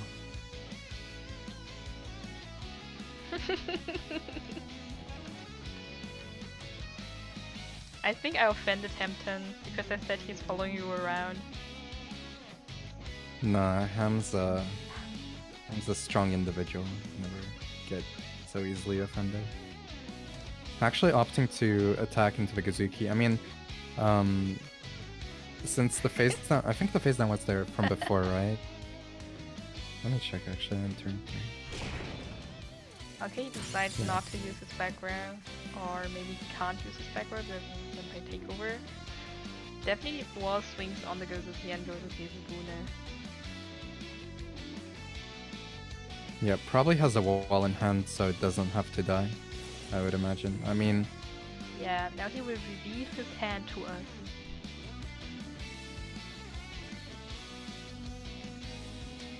Oh, actually having to discard the Iron Core, that's not ideal. But he can Now get... it's gonna be really tough too. But he can get back the Iron Core next turn, right? Okay, here we go, Kaiba Blink. Yeah, he can get it back, but this is assuming that there is gonna be an next turn for him. We know that that was probably an enemy controller top deck because Econ's really strong, so why not have Draw Sense Econ, right? And you also have Domain plus Field Spell threat. Okay, but he decides to set one card. And Econ take. Yeah, so there was another Econ face down. I'm not entirely sure why we didn't see an Econ before. Neither. I mean, it wasn't like a huge loss, but kind of weird. And also, I'm not entirely sure why there wasn't a summon of Retainer by discarding the familiar instead of setting it, but I guess it doesn't matter. Oh, here we come, a You can't counter take Econ back. take. Counter Econ take.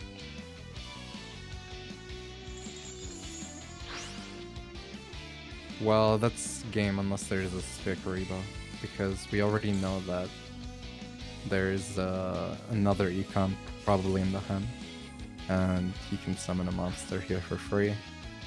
So Here we it's go. looking pretty bad. Yep. Oh, he can Kingdom. Yeah, also had the option of adding something else and using that effect, or the effect of the bat. Oh damn. Oh no, he goes great. And he's Yeah, I trying guess to he had almost a. Yeah. Yeah, I guess he had a glossy bat in that case. I'm trying to think. Were two econs played before I saw? Was there another one before? I don't think so, right? No, I don't think so. Well, either way, it worked out. Damn, I feel. Yeah, that was a brick by Kokis for sure, though. That didn't look very nice at all. Having No. to summon a wall and afterwards, not only just summon it, but also discard an Iron Core for it. It's not very fortunate at all. But that means another point for Young Slurp and another point for the X Hunters. Yeah, I remember during season 3, uh, I accidentally kept calling the X Hunters the X Sabers, What? and at the same time, I also would often talk about how bad the X Sabers were, so I felt really guilty. But they were good sports about it, and I think they don't want to kill me. Hey, someone just wrote into the chat that Build to Till should change his name into Build to Brick. Yeah, it'd be that way sometimes. I mean, it sucks to admit on one hand, right? But this game is a lot about RNG. Like, even the worst players, especially with decks like these could, well, some of these like Koaki, right? If they Yeah. open Godly every time, they're probably gonna be able to do pretty well. I Like- mean, obviously you can misplay even with Koaki, but it's kind of Like Saturday God, like I don't know how he did it, but he had like 3 diamond cores and 1, Trunade. I don't know how someone can pull this hand. It's just like God pull. How can you start Yeah, with that's- something like that? that's pretty broke. Oh, I think we might have gotten a. Oh, We might what? have gotten What is this? DC guys, what happened here? Nani? Yeah, Slurp apparently didn't make it in, so they're already replaying. Oh. Restart? Yeah, it's Okay. dual rooms are buggy. Doesn't help that Konami don't really seem to care too much about fixing them usually either. Yeah, because dual rooms are not important to make money. Except I mean, one they day kind of are, but you know. Except one day they might be a paid version of the dual room, and then they would care. You can pay for a dual room that doesn't have bugs. Yes. You get the free one where sometimes you don't connect to the match. Yeah. that's Sometimes you basically- connect to a different dual room and you're like facing random people playing clown.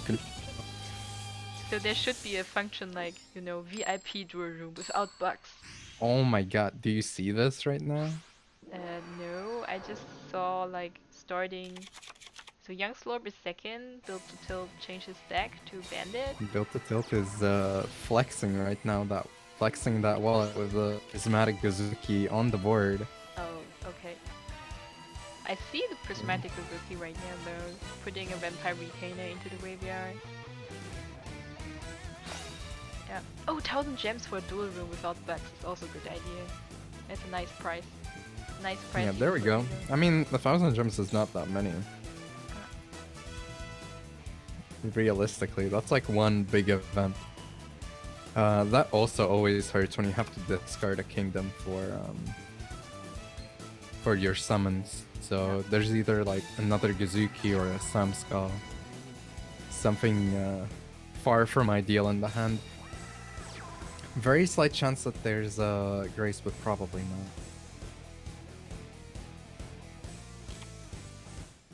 And then cards like Enemy Controller or Cyclone are probably the other card face down. I'm just happy that it was a restart and we could see this match. That's good. Yeah, I mean, Vampire Mirror matches can be interesting. I would say that Casey Blink probably is the best skill right now, though, for vampires. And in general, it's one of the better skills because, like as I said, being able to draw something like Enemy Controller on demand is just so insanely powerful. Yeah, that's true. That is much true. And like Enemy Controller wins mirror matches for almost every deck as well. And I also remember when vampires came out as a deck, as a thing. I think it wasn't like top tier 1 or something. It was more like underwhelming, and everyone said it's like tier 2 deck and whatsoever. But after many seasons, it prevailed, and now it's still one of the strongest deck out there. Oh yeah, for sure. I mean, the Amazoness matchup was it wasn't unwinnable, but it was one of those really grindy matches where you also you were in for a rough time for sure. After that deck left and some other things left, definitely. Yeah, so after Vampires Amazoness on a left, prevail. Faris left, Heroes got nerfed. So, Yeah, pretty much. so the whole meta. I mean, Heroes got nerfed in all of their matchups, other than Vampires are not that great, and if Vampires aren't the most popular deck, then Heroes automatically lose. So kind of unfortunate for them.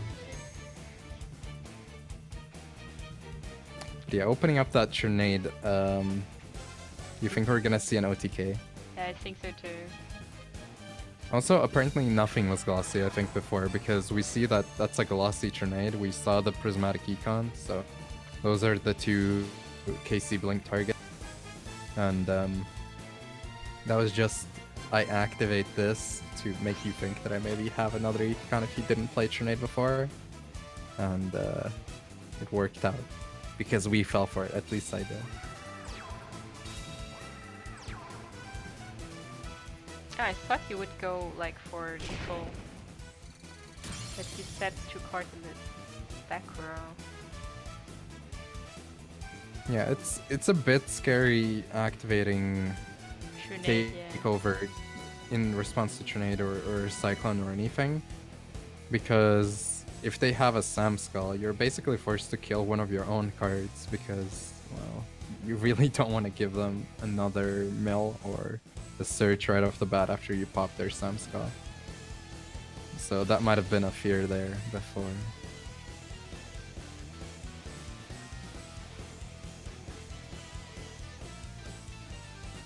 Let's see last gamble.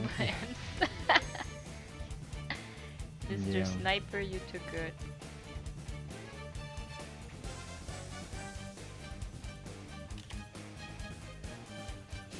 Activates his own takeover here in response. So gonna be able to pop the Gazuki, but whatever he sends, he now has options. If he wants to, he could send a Sam Skull or something that he doesn't care about banishing, aka a Sam Skull, because everything else kind of matters. And then special summon off of Gazuki effect if you wanted to.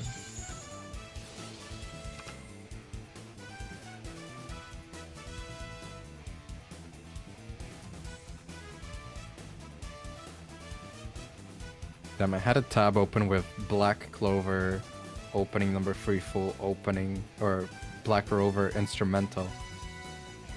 Because why not? The Miguel theme continues. Oh, I don't know, actually, do you know the meme or not? No, not yet. Need to show me. Okay, so Need to show me. I mean it's explainable. Sent the familiar here, so probably not planning to special summon from the hand. But basically during the KC Cup, Miguel streamed like 50 hours of it. Oh wow. And I think he had like a 16-hour stream and a 34-hour stream or something. Oh my god. Chain's Cosmic Cyclone, so not gonna be losing the Gazuki at all. You could have seen the delays there, but could have assumed that it was an Econ as well. Either way, though, Econ would have been just as bad, but whatever. Maybe not just as bad, but basically Miguel played the Black Clover opening number 3 on loop through his speakers, so it was like low quality as well. Yeah, I remember some of most some of the his stream. Yeah, some of his viewers were like, "Please change the song. We can't hear it anymore." I remember, yeah. I saw only a part of it. That's why. Like, go to bed, he's streaming. Wake up, he's still streaming, and you're like, "What the hell's wrong?" But Yeah, he went hard. And he posted a video, I think, on YouTube, like top number 1 or something, but instead of using his own picture, he used a picture of Sun Sun. I'm like, what the hell? I mean, he was number 1 for a while, but he ended up dropping a bit, and I think he was like top 100 and then. Great.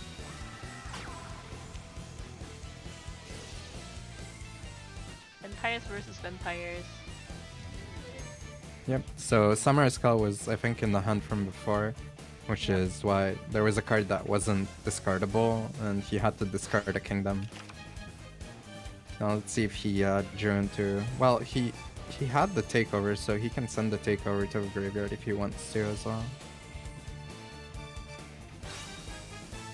Yeah. Okay, sends the takeover here for.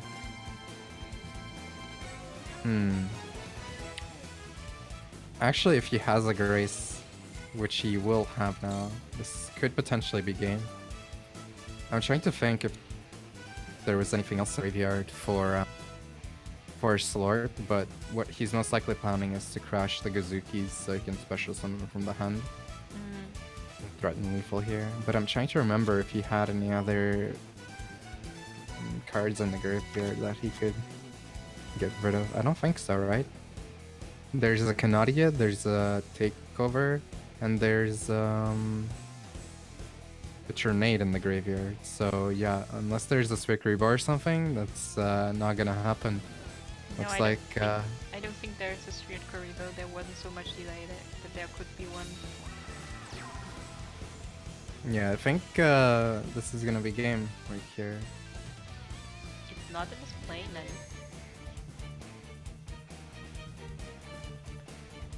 Alright, he crushes the Gozuki to special summon, as you said. Here we go.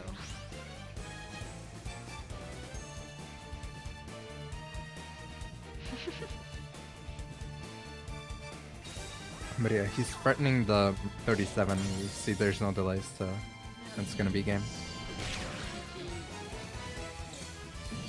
How is it early, Xerix? Isn't it like 10 p.m. for you? Maybe What are 10 you AM talking? for them. So build to tilt wins. And that is another point for the Forbidden Ones. Oh my god! Yeah, and with that, they're gonna be finally knocking Young Slurp out as well. Yeah, that's true. That is true. I mean, it's definitely not looking good because they No. kind of have to 7-4, they get need to through. catch up a lot, yeah. Yeah, they need to out 3 it's not impossible, and vampires can streak quite hard. Problem is, there's a likely counter deck still against vampires, so.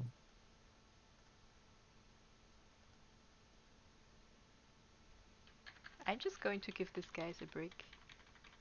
Constant Nolan's Pride, a break. Take this break with you. And now let's see who they will send in. So we have on Ixander's side, so Sarex, Hikaru, and Black Lady Guido left. And on the side of the Forbidden Ones, we have only Build to Tilt and Captain Capstock. Is Captain Capstock actually their captain? Yeah. Okay. Makes sense. No, actually, What? I'm pretty sure it's not, but. Who's the captain then? Why is his name Captain Capstock then? I mean, let me check just in case, so I'm not lying, but I don't think it was Caps Lock that was the team. You're talking about owner, right? Yes. In this case. Okay. Let me check then.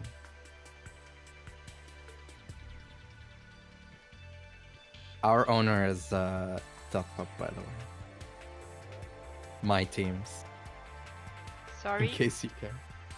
My team's captain is Tutpup, if you care. Oh, okay, alright. I didn't understand you like correctly. Acoustic was really bad. Am I cutting out? Or I'm not sure. Sometimes. People were saying that. Sometimes you cut out. Am I sounding like a robot at all, or? No, but you also do not sound like Miguel, that's why. Nice try. Okay, there we go. Nice try. That's not what he says even, but whatever. Yeah, whatever. Let's pretend. Let's pretend that's what he I would just say. remember during the KC Cup, like I would go to bed, Miguel was streaming, I would wake up, Miguel's still streaming. Next day, I go to bed, Eugen is streaming, I wake up, Eugen is still streaming. Those guys Oh, just for crazy. sure, yeah. Crazy dude. Yeah, I was gonna say DigiChannel is the owner. He is the owner. But I forgot that Hideki bro was the coach, damn. Dang. Hideki's getting paid, I hope.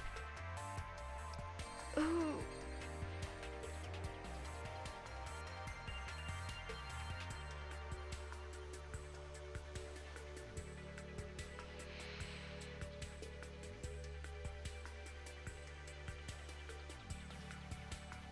I have the recording somewhere of Hideki singing Backstreet Boys. Oh really? And, Nice. Yeah, Nice. it was a public performance for like 15 people or so. in, What?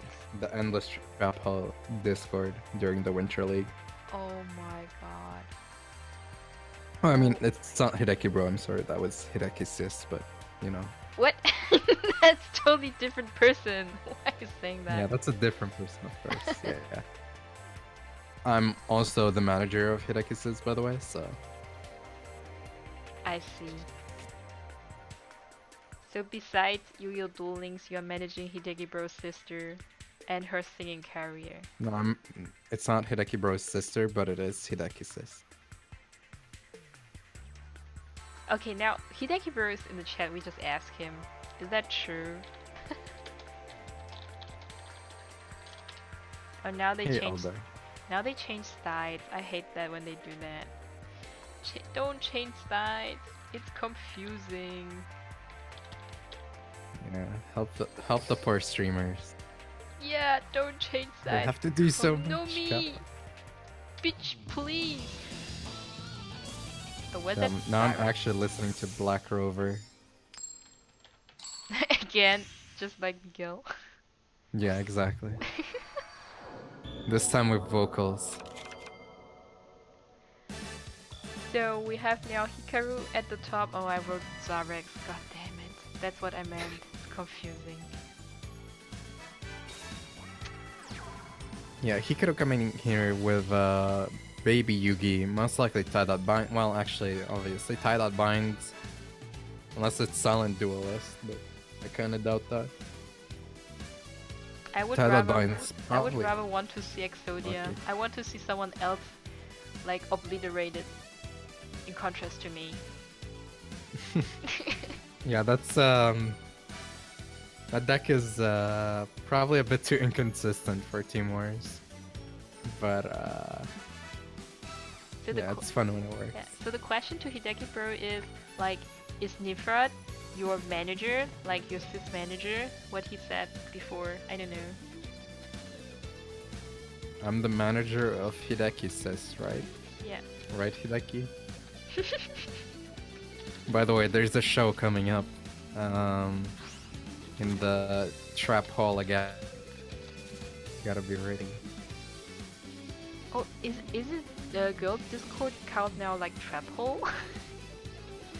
It's Endless Trap Hell was a team in Winter League that had All the me, girls, that had yeah. Daddy, They had all the had girls. Vera. Yeah, I remember.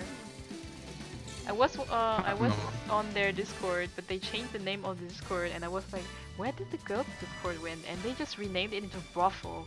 How the hell should I know that? No, it's called the Trap House. What? What? No, it's Trap House? Okay.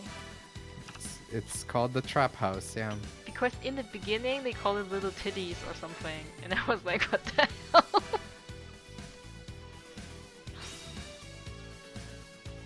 But yeah, we're seeing a full board setup here. I'm not entirely sold on the retainer being summoned in attack position here, but I mean, I guess it's fine. Probably gonna get that takeover as well. Yeah. Yes, it comes takeover.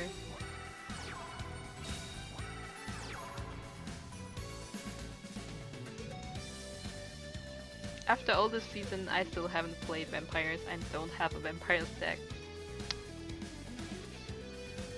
I mean, you have a lot of other decks, so. Yeah, that is true.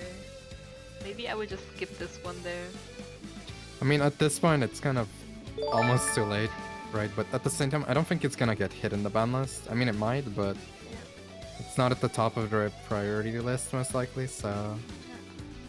It's kind of awkward with decks that don't get hit too hard, at least for too long, or at all, actually.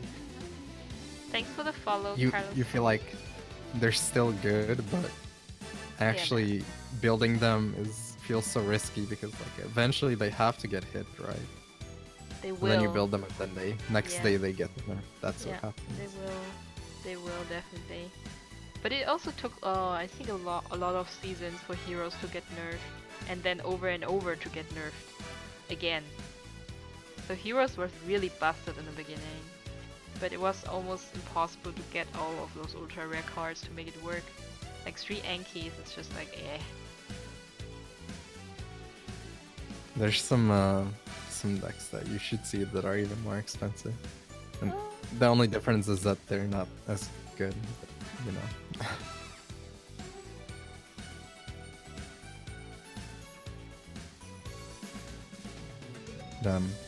Some fair bit of deliberation here. So we did see Cosmic Cyclone before, but Econ's also fairly likely. I think he just wants us to recognize how awesome his playmat is. It's like the animated version. Oh yeah, for sure. Welcome, also, Shazam. Yeah, he's running 21 cards. I guess at most maybe one copy of Simultaneous Loss. That was a card that you used to see play early on in the Vampire lifespan, and then it kind of went away. Oh damn! So actually opting to set 2 in paths. So putting both to tilt in a slightly awkward position here, since activating Takeover means you don't get the summon from the graveyard. So you kind of don't want to activate it, but then at the same time you do. Well, not really, not yet, but maybe next turn. Hi, Swagneedus. Swagneedus is asking if you are Big Daddy. Please tell us. It's me, Big Daddy. Hi, Daddy. How are you? Oh, I'm pretty good. I went to eat during Nif's turning. I was helping modding, and then I said I'd be right back, and I never returned after 3 hours or 4 hours. That's a mean one. Oh. Yeah, I pulled a fast one on him. That was pretty good. Oh. But I think she saved you because she didn't watch. Oh wait, she just DM'd me. Oh no, 2 minutes ago. Oh boy. I still think she saved you because she didn't watch with you Banana Fish until the end of the season. I did it. It was a big heartbreak. I don't want to see that ever again. No. No, that's what we're into. I don't want no. The tragedy. That tragedy all over again. No.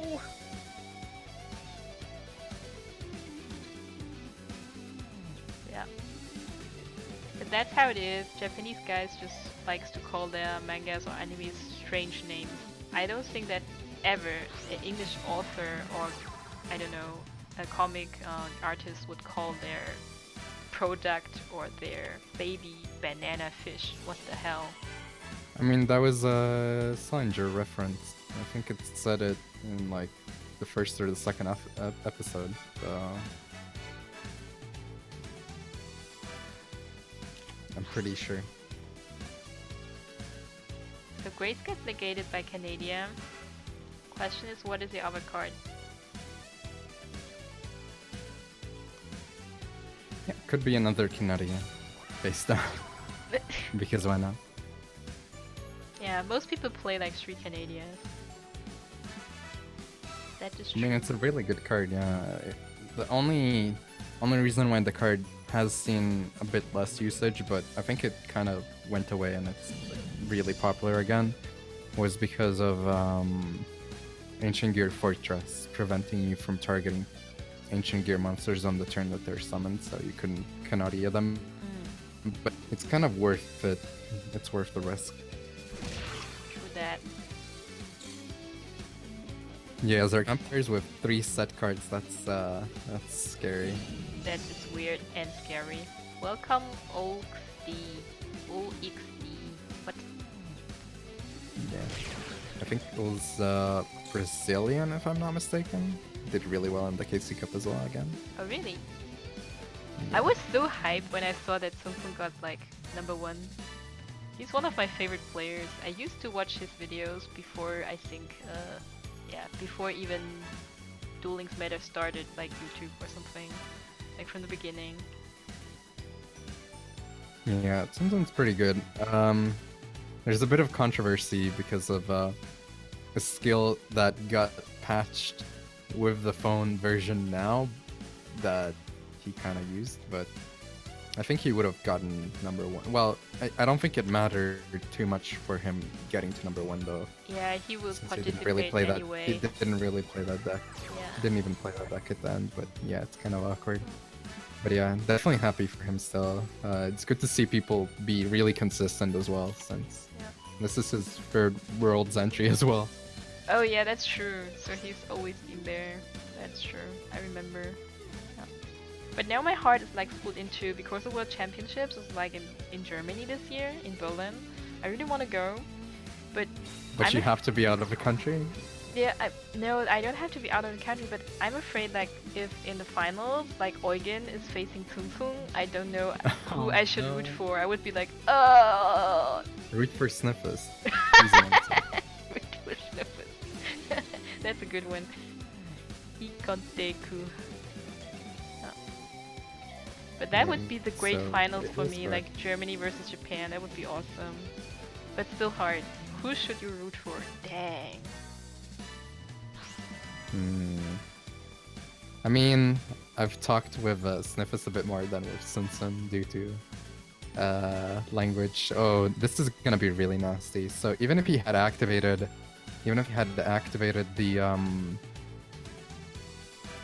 the anti-destruction effect, yeah, the diamond core. Diamond core, he still would have lost his monster here because we're probably gonna see a takeover chain. And summoning a monster, filling all his monster slots, and then the monster is just gonna get destroyed by game mechanics, basically, because there's no room for the Earn Knight. And if there's no room, yeah, he chooses to prevent that by econ taking in response. Yes. Still threatening lethal, I guess, kind of. But I mean, with 3 cards, it's gonna be rough. That's still possible, I think, for Kawaki players to have a comeback here. Well, there's probably at least an enemy controller face down, and he can only summon 1 copy of a Maximus, yeah. Yeah. I've turned to the dark side. I'm playing Kawakis myself. Yeah, I mean, it's a good deck. It's kind of sucks how monotone it is, but yeah, that's true. It works. So Quite second enemy controller coming up here. Another econ. Maximus. Yeah, and okay. Yep. In the end phase, he's gonna be able to activate that takeover, which we assume is in the middle there. And well, we actually kind of know because there's no other place for it to be. And the Grace is gonna be coming up probably. And he can just pop the Maximus next turn and go for a game. Unless there's a second enemy controller, I guess. Which would be pretty amazing right now. Wait, did we see any econs? We saw Canadia before, yeah, so that didn't happen. Activates the takeover. Here we go. Oh, chains Canadia. Well, that doesn't really matter because there's way too much damage here anyways. Looks like he's not even banishing. Yeah, he didn't even banish the Diamond Core. This was a question early on when Cookies just came out for some people, I guess, but if you banish Diamond Core, the monster is econ taken and you still protect it. And it checks for destruction in the end phase and you still retain the destruction prevention. I didn't know that. Must test it. Test it tomorrow.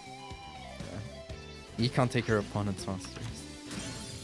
Well, actually, that kind of doesn't matter. It checks for the turn player, but yeah, that's gonna be built to tilt taking another one right here. Oh, built Well, it was only one game where he just really bricked.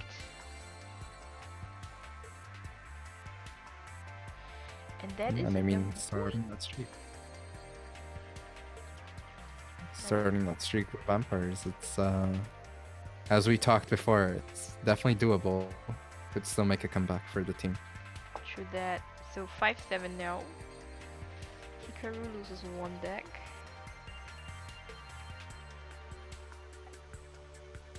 Tail get his second point. Hikaru gets an X. And going for next game, I guess. Ooh.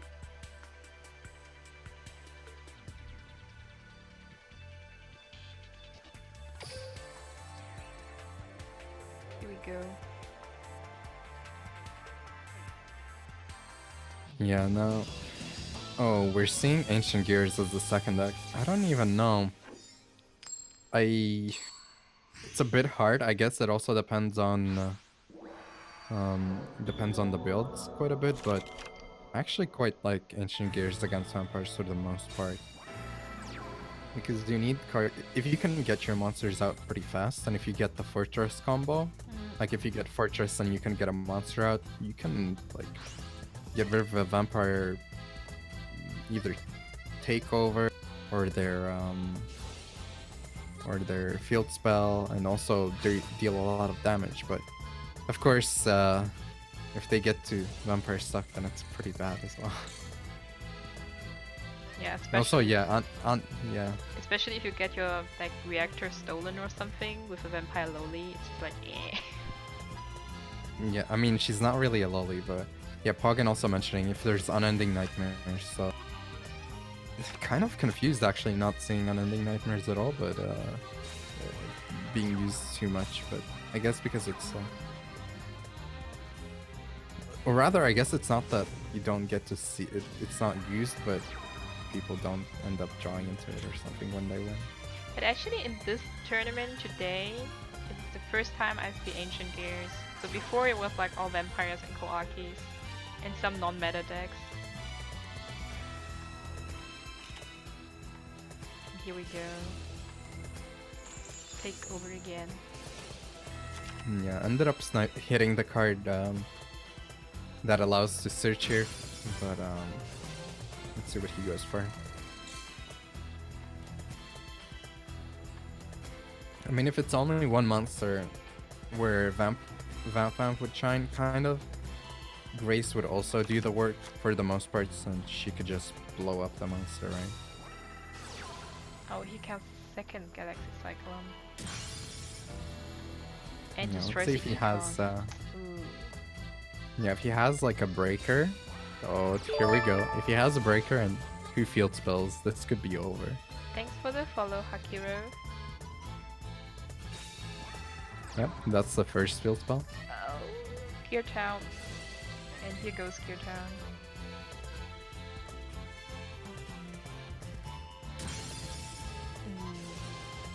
Yeah, there's a question if he has a second one that's really busted though, but I don't think so. let's That see would if be it like God draw like.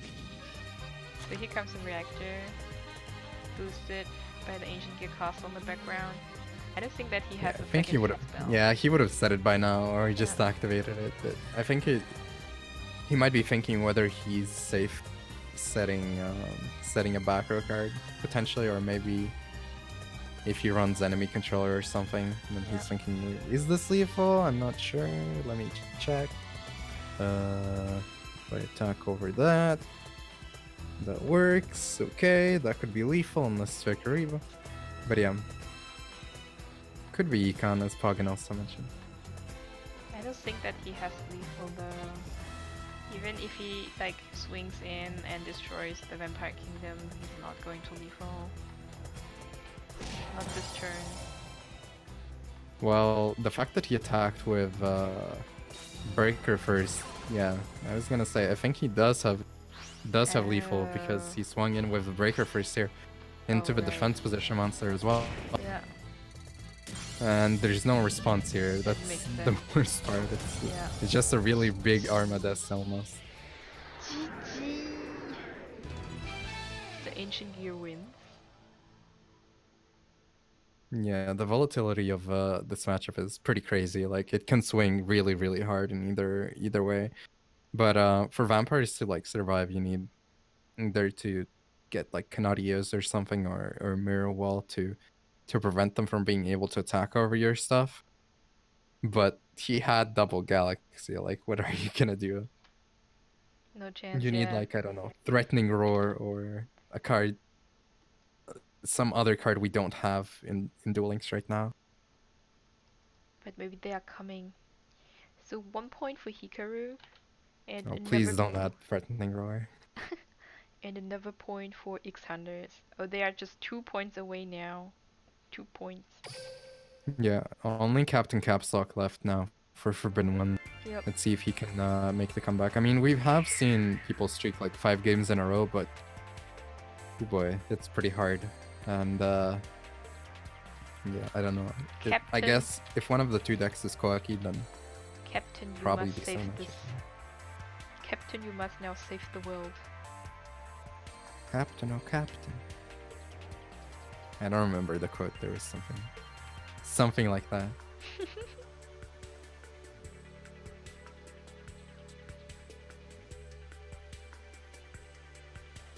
So Bill to tilt this out too. He got a brick. He got a brick too. Take this brick.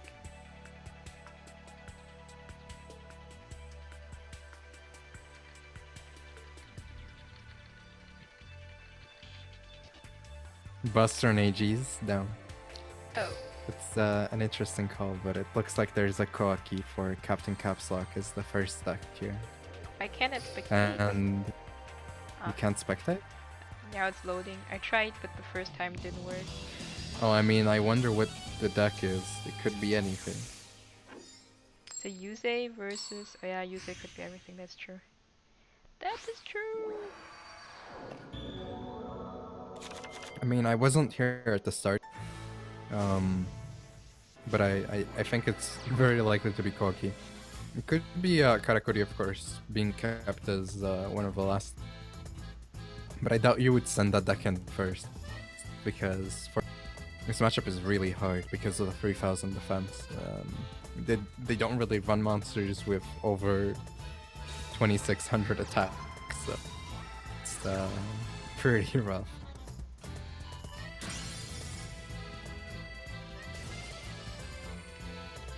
Oh wow, okay, he summoned the reactor on first turn. But in defense position. Alright. Yeah, and one set there as well. We saw enemy controller before, so it could be that. Nadia probably also likely in the deck. Yeah, this is not looking very good. Starting off with Cyclone, I mean, it could still be anything. Yeah. Yep, it was the enemy controller. And it's gone. And I'm expecting a Diamond Core anytime. Oh, just a Ignite, never mind.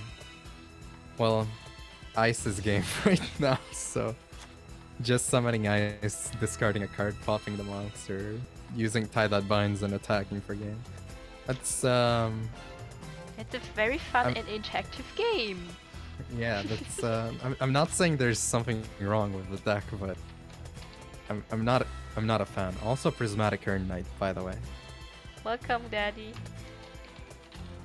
Hey, Daddy. I just told Nifroth that you saved him from heartbreak because if you would have watched with him Banana Fish until very end of the season, it's just gonna be tears. River and river of tears. I mean, doesn't that make you wanna watch it more, Daddy? Right? And GG. Yay. Yeah, Big Daddy ate herself to sleep. She ate so much that she passed out afterwards as well. It's called like how to say food coma. That's what happens here. Yeah, I guess so. So Captain Set Kurtzlock, the tune woke at 6 a.m. Oh my god, come Daddy, what are you back. doing? Come back. Come back for the forbidden ones. Jay was like, I didn't join your tourney because you hosted it too early. My answer was, it was at 11 a.m., Jay. He said, I went to bed at 7 a.m. Okay. Well, you can't have it all, right? You can't have Jay and Daddy. You can only have one of them. Yeah, that's true. I mean, I do love me some Jay, but Daddy's loyal at least, so I know. He's getting that support. Feels good.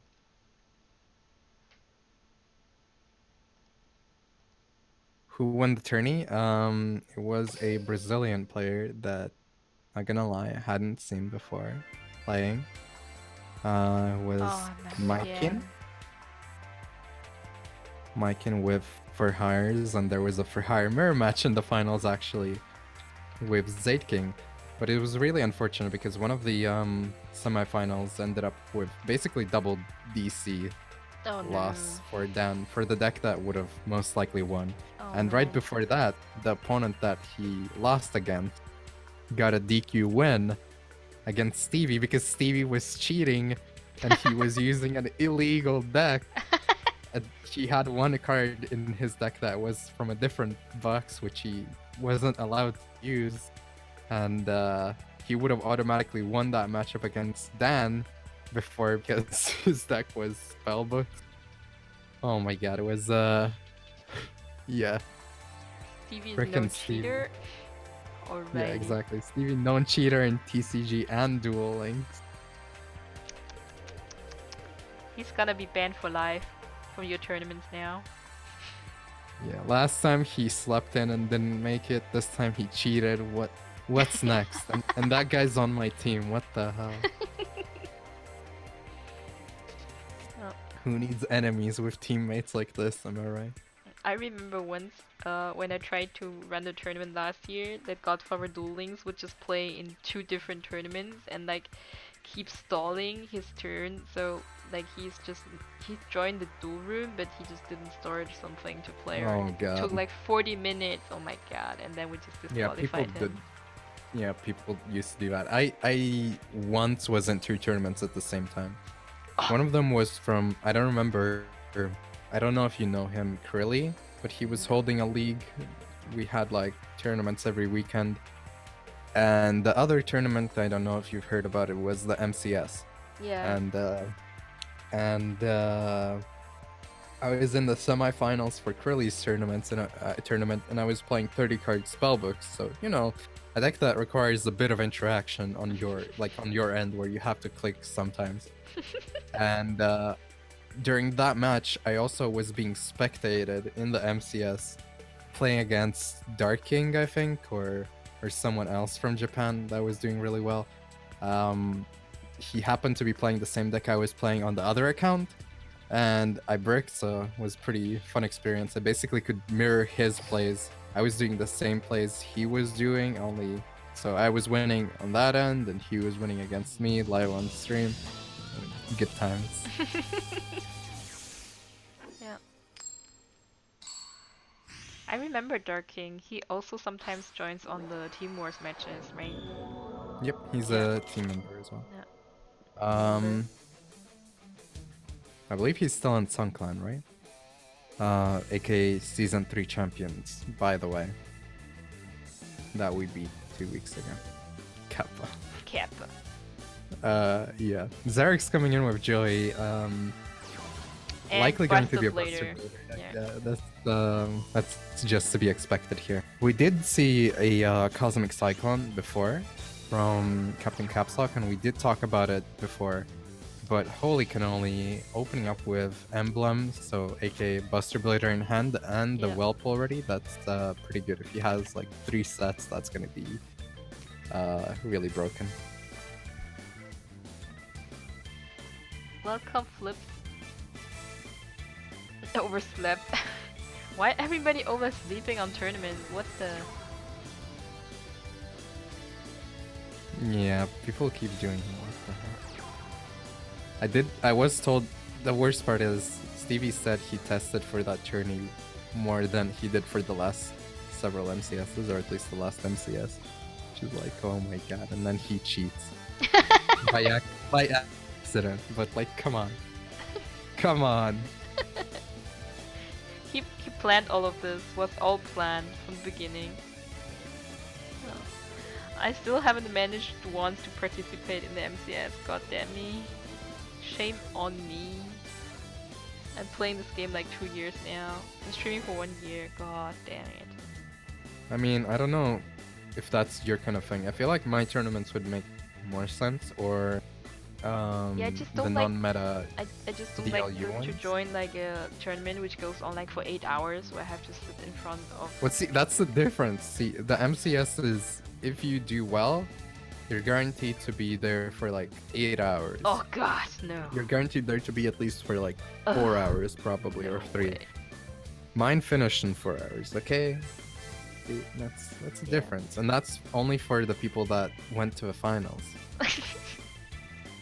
I only think that I joined one tournament from Matafeed Gaming when he was still active.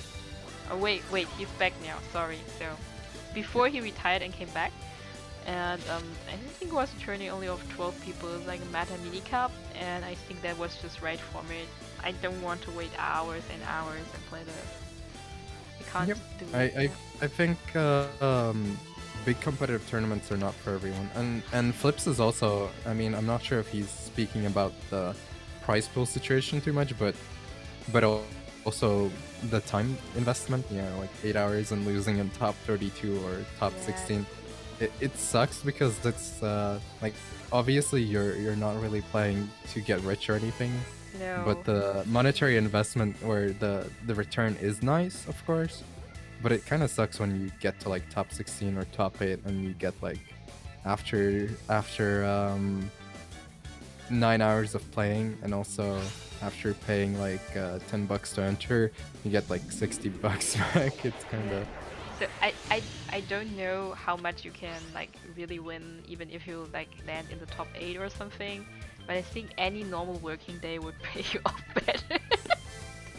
Yeah, but in a working day, you're probably not playing Duel Links for most people, so that's a Yeah. difference as well. It's fun. And also, like, it's more about the clout and the fun, I guess. But It's fun, I think, but after 8 hours, not fun anymore. After 8 hours, just going insane. yeah, I actually get headaches when I play in those long tournaments, and Oh. it doesn't help that if I'm doing well, it also means it's like the middle of the night, or even better, like 3 a.m. in next the morning. day morning. Yeah. Like there was a tournament last summer where it was the first giveaway tournament in Duel Links meta, Yeah. and I got to the final, and when I finished it was almost 8 a.m. Oh my god. So that was pretty good. And then I went to bed in the morning. Well, yeah, you 2 diamond cores here. and Oh, okay. maybe that's also another reason why I couldn't do MCS, because I have to work on the next day. I could just Yeah, I well, could just straightly go into the shower and then drive to my working place. I'm like, hi, meeting. actually no. MCSs are on Saturdays, so you would have Sundays though. Oh, so I could sleep? Oh, Yeah, you could sleep. maybe I could Diamond try core coming out here, but But this didn't is commit to an ice here. but this is still like 2 diamond cores, not like 3 diamond cores and a Trinade, which is just insane. I mean, if he had a Cyclone here, he could have won this turn, because the main fear, I guess, is DNA being face down here, since he did commit to a Buster Blader immediately. Could have been a bluff as well, but if he does have the DNA, of course, everything becomes a dragon, everything goes into the defense, nothing can activate effects, Prismatic Link Karibo in the graveyard. Oh, and gets back his retractions for its fusion. So maybe it's not DNA after all. I mean, it could be. The delays are implying that it probably is, Yeah. but We will find out in the next episode of Yu-Gi-Oh! Duel Links. yeah, we're about to find out probably. I guess maybe if he opened, what did he search? He Yeah. searched for searched for a while, then the fusion happened, and he was like, okay. Then he searched for an Earn Knight, saw a delay, and was like, nah, I don't want to summon. 8 o'clock in the morning. Oh my god. 8-hour tournament. Oh my god. Starting from like midnight. Oh my god. Ugh. Yeah, it's kind of unfortunate. Going for the last gamble, Oh. rolling a 3, wants to be pushing for the game, but if he doesn't get here. Yeah. So it's basically just a +1 because you had to drop 2 cards. Yeah, +1, but not quite because, well, I guess, did he have a Buster Blader for the fusion before? He did. Okay, yeah, then it doesn't matter. There's a Buster Blader, then you could argue that the Buster Blader is not exactly a -1 since he can summon it back from the graveyard with a well. I think that's just like another unfair part of Last Gamble, kind of, because there are decks that actually want stuff in the graveyard. And then it's like you can potentially get a +4, which is that's better than 2. No, actually, I guess that's exactly 2 Pot of Greed, but you know, that's 2 Pot of Greed is pretty darn good. That's true. But I still like Last Gamble. It's just such a meme. With Joey especially. Actually, no, it's not 2 Pot of Greed. Yeah, it's better than 2 Pots of Greed. Definitely. That would a 4 is 2 Pots of Greed. You can roll a 6. It's so broken. Definitely. Favorite skill on Joey because you can just Last Gamble obviously every deck you have. It's like a free draw engine. And I think before it was even more broken than it was right now because now you need to wait to turn 3? No, 5? I forgot. Yeah, turn 5. Turn 5, yeah. I think it used to be 3, but I could be yeah, wrong. Or maybe 4. It used to be earlier, like turn 3 or something, and now it's just you need to stall longer until you can use Last Gamble.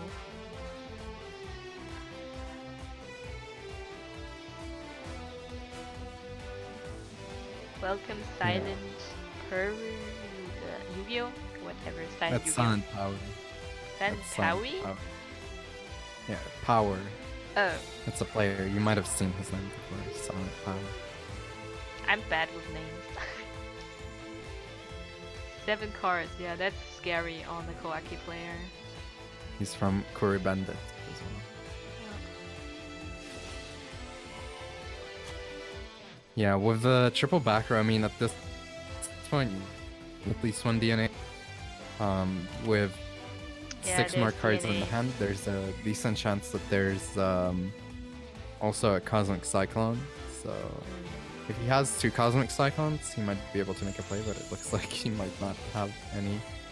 And the fact that he didn't chain at all is definitely not looking good at all. Ice is gonna also switch into defense. I mean, But the Yeah, effect Ice- of Ice is still working, right? no, he can't activate any effect. The only Ah. effects that are alive right now are continuous effects. So if he had a queen, she couldn't be destroyed by battle. If he had Jinzo, he would still be negating trap cards, and DNA wouldn't work anymore actually. But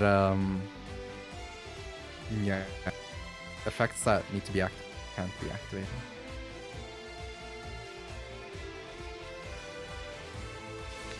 That is hard.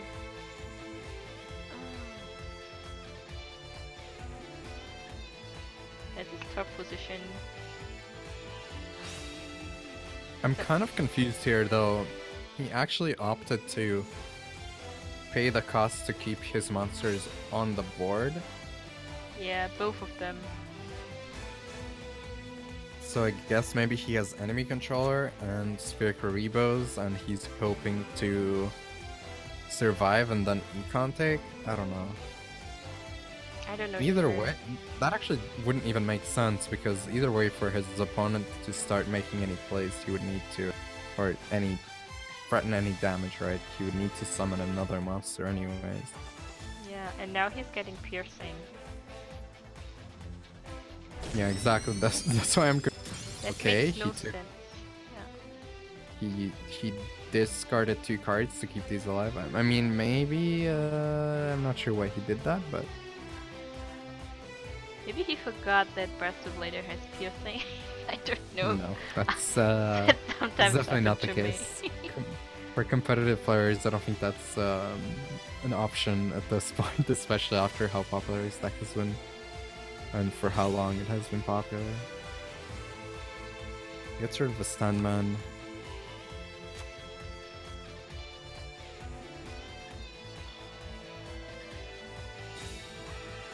Oh, here comes the econ.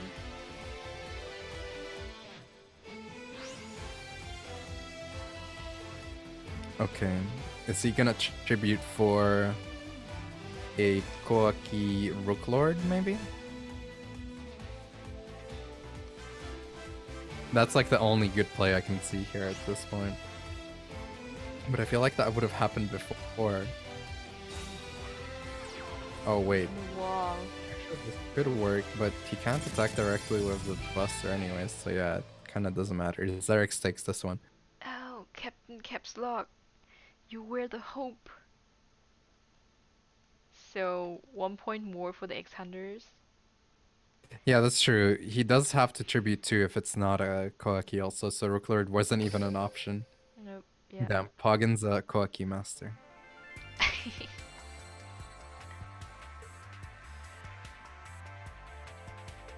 Okay, Xerix. No, wait, Captain. Captain loses 1 deck. Wait, did...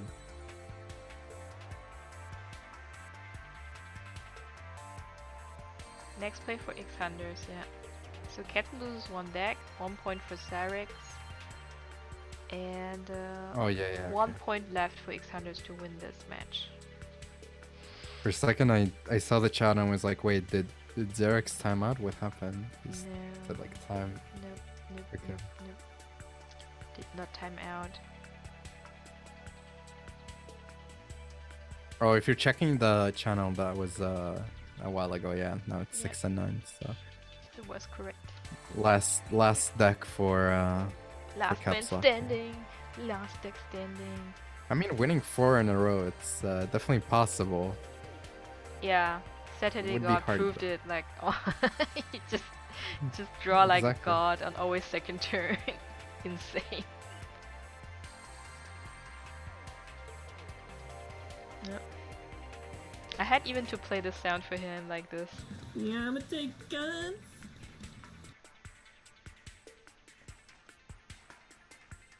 Damn, I managed to unmute the stream so I could hear it. Since I'm listening to you in the call instead, but nice. Yeah. Otherwise we would have like echo. Echo. Echo, echo, echo. Alright, looks like we're here for potentially the last game or potentially the beginning of Caps Lock's Streak. comeback streak. Yeah, Yeah. I mean, it could happen. 4 wins in a row. Let's go. And I mean, it looks like he has a good deck here as well, so... 4 wins. Basically a trinity of Koaki, Buster, and Ancient Gears, especially Team Wars wise. Those 3 decks have Potential. rock, paper, scissors kind of Yeah. interaction. A lot of pain. Yeah, a lot of potential. Buster basically wrecks Koaki. Ancient Gears do pretty well against Buster most of the time, unless they brick or Buster like opens Paladin and gets a dragon in the grave really fast. And meanwhile Koaki do really good against Ancient Gears usually. We will find out in the next episode of Duel. But yeah, especially we saw Winkaribo, so it's a Winkaribo build for Xerix here in Buster Bladers, so Winkaribos don't work against new Ancient Gear monsters. They That's true. basically have no effect, so... Yeah. Oh, and he destroyed the emblem of Drag Destroyer with 1 Galaxy Cyclone. Does he have another one? This is the question. Yep. he going to No, summon a no, wither? please don't end it like this. Okay, he does have a wyvern. Yeah. Here we go. Will he pick up a reactor? No, he picks up a fortress. So basically he has already a reactor in hand. Probably has the reactor, Yeah. or at least threatening it. Also has a galaxy in the graveyard, both to pop the castle or a DNA, you know. Oh. It's a really good spot to find himself in.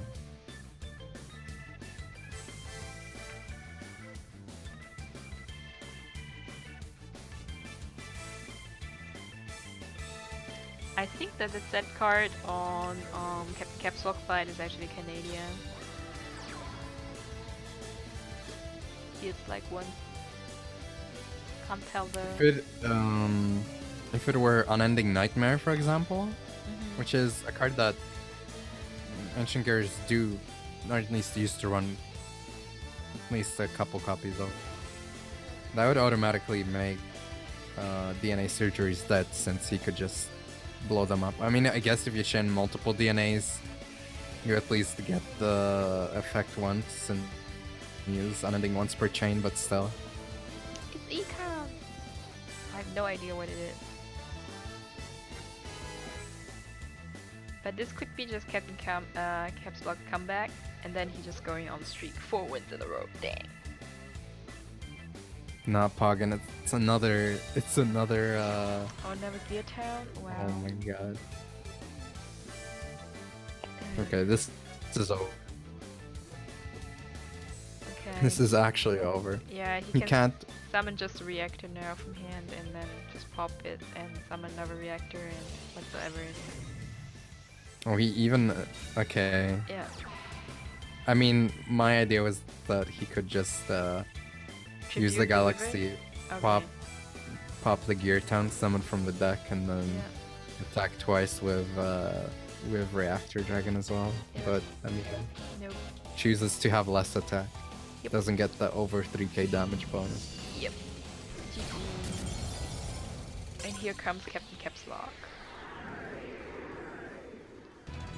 Yeah, I mean, it's the start of the comeback right now. Yeah, that's the start of the comeback as called. Assuming that 7-2. assuming that the second deck that Xerx has isn't Koaki, for example. Hopefully.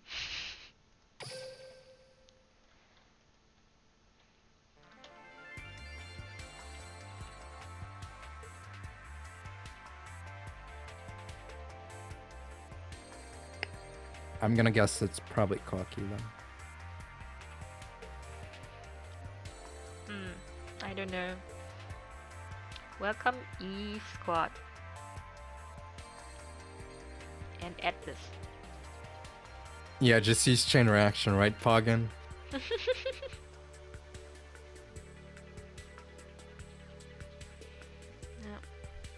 Ancient Gear is really strong. But also not that easy to play. I mean, So- it's semi-bricky, and Yeah. a big problem for it, if you're talking about the ladder, is that kind of doesn't have a great matchup against Koaki, which just so happens to be the most popular deck on the ladders. Yeah. But it's still strong deck. Yeah, it's definitely a really strong deck. It has 5k. There's often times when your opponent can't even react to anything because Reactor Dragon doesn't allow them to chain anything until the end of a damage step. Mm. And then the destruction happens during the damage step, so whatever you summon, they can't respond to, and then you declare an attack again and they can't respond anymore. So it's a really nasty combination right there. Okay, this could be the last game for Captain Caps Lock or further streak. More streak. Yeah, we're seeing Jaden here though, so it's probably Tie-Dye Bind, so probably Koaki. But Koakis are going first here, so still.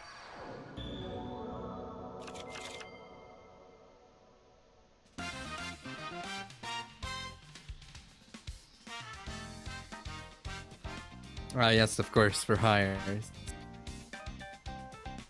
Oh, you already see the for hires? Okay, No, I'm then kidding. yours is That's the faster chat. than ours. Obviously, it's cocky.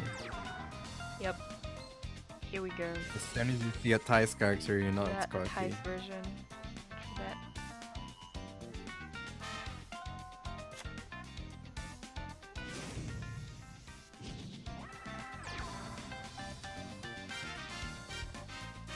Heroes currently don't really have a lot of good matchups.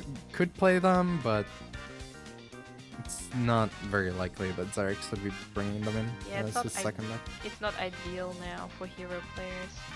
But hero's deck is still strong. Ancient Gear Fortress, so... Does he have a Gear Town, or will he summon a Wyvern and get the Gear Town reactor? I mean, Yeah, it's kind of awkward. Well, he does have the wall. He can't really negate the fortress since the wall destroys the card as well, and Mike's not a magician, so... Upon destruction, he would get the special summon from the hand. yeah, the reactor.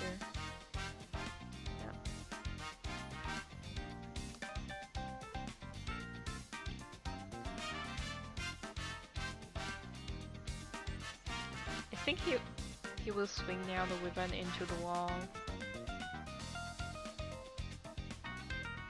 Yep, here we come.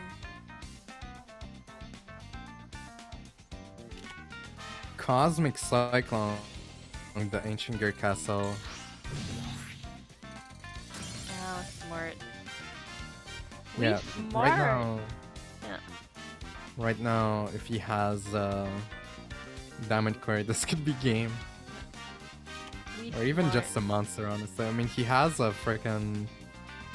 He has a Sandman in hand, so if he wants to, he can try to summon and just go for game through that as well. If he has access to Maximus on top of the wall, then that's just broken right there.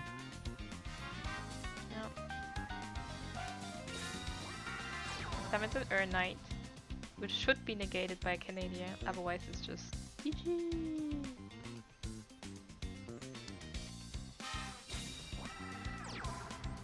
Well, it's not GG if there is a if there is an unending nightmare. So pop the fortress and get a reactor gun. But that's pretty much the only thing he could do here right now. Thanks for the follow, Asterix Duel. It's the econ.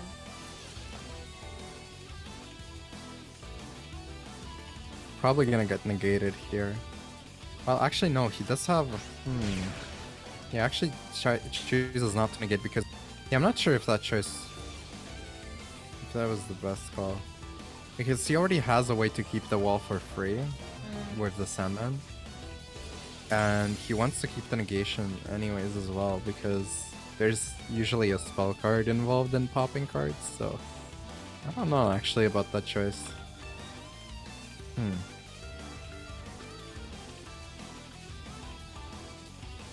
Not that it matters, but like, you can't really run over it right now if you only have a Wyvern, right? Or a break. Well, Breaker you would be able to run over, but you know. I mean, somehow he definitely has a reactor on hand.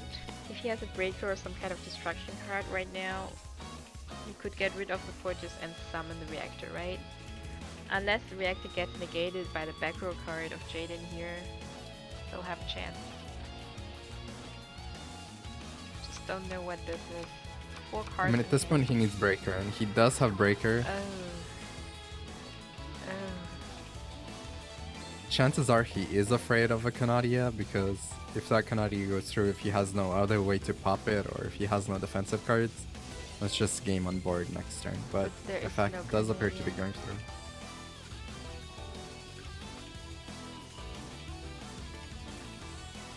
There could still be a treacherous trap hole, I guess.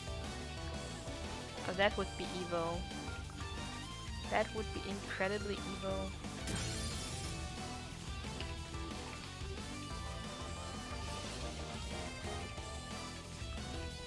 Because it did appear that there was a delay, but And here comes Yeah, the so- reactor. yeah, let's summon the reactor from the hand here. Do you think he has another econ? Wait, oh my god. Xerix in the chat just said, oh my god, wasn't paying attention. He had a cannot.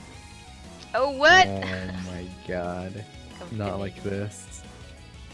Not like this, Xerix! What are you doing? This man won on MCS.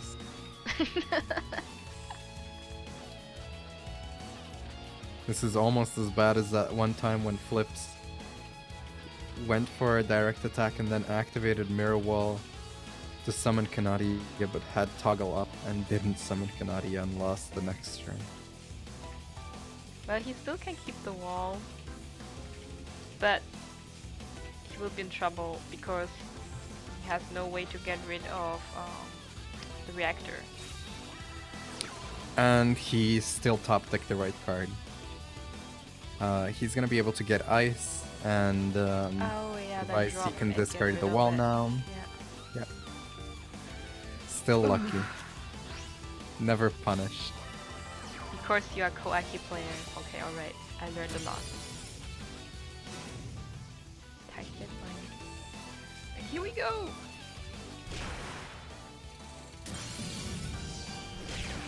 I mean, it would have been Oh. really awkward if there was a Spikaribo Yeah, but and there then he was lost both none. his monsters. That would have been really awkward, but Yeah. Oh, Cerex wins. That is the end of a dream. End of a dream.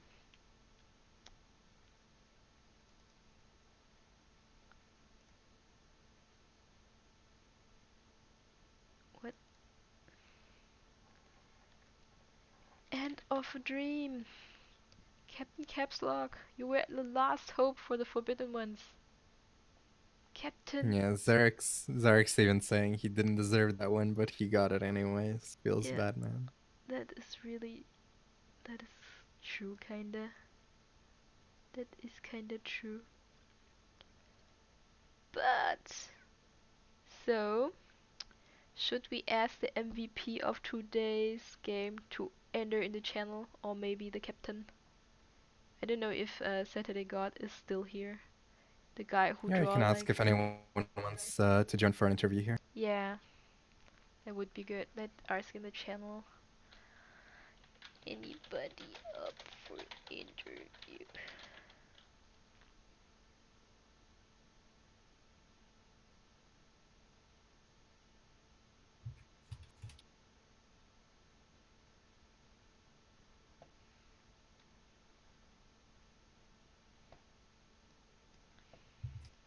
Damn.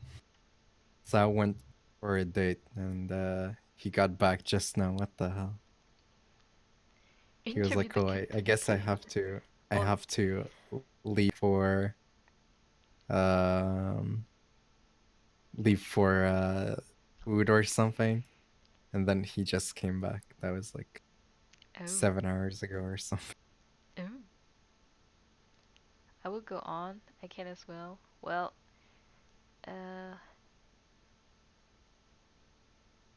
maybe they can just join both, Mr. Young Slorp.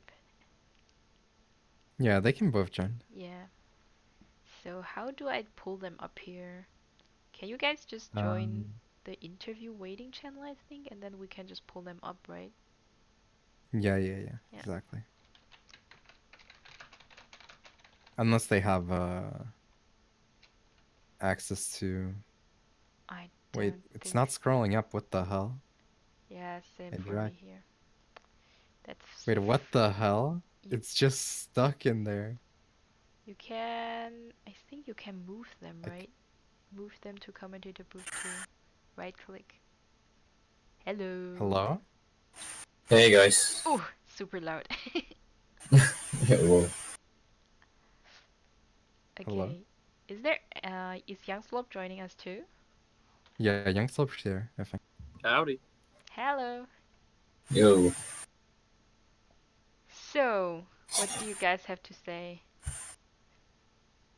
Yeah, youngster can go ahead. Well, first of all, good games. Obviously, as everybody watching saw, that it was a little cheesy at some points. Saturday God in his debut had an excellent cheesy streak where he went second 4 times in a row. Mm. First game he had 3 diamond core. Second game he had 2 diamond core. Third game he had 2 diamond core. Fourth game he had 1 diamond core. Um, and Belbin, I know Belbin gave us a bit of a hard time on the table. Not on the chat, in the table. I'm talking about. He was making us sweat a little bit. Built a tilt. He personally kicked my ass, so that was pretty fun. As Xerix, my man, has put 2 more wins on top of that. That'll be 20 on the season for him. Damn, what a clapper. Yeah. Yeah. Up to 2. I just remember Saturday God as a guy who pulls like 3 diamond cores and a tronade. Yep. Who does that? It's insane. On his debut. Yeah. Yeah. And I want to give a huge shout out to everybody's boyfriend Who for being just so amazing during the entire prepping process, as per usual. He is so incredibly important to this team, and we Aw. all love him. Aww. Did you hear that, Who? I hope so. Oh, there he is. Oh, there Yeah, he who is. tried to help me with my bracket setup as well today, but sadly, nobody could help that one. It was doomed. So I hope someone will clip that and then send it to him so he has that. Now, who is here? Who heard it? Oh, he heard. Oh, yeah, I see it now in Who the chat. heard the heartwarming speech from Youngster? Oh. Now, Hiraki says, so we were talking. You have a concert tomorrow night in the Endless Trap Hall. Also, you have to say thank you to Who. What? Wait, what?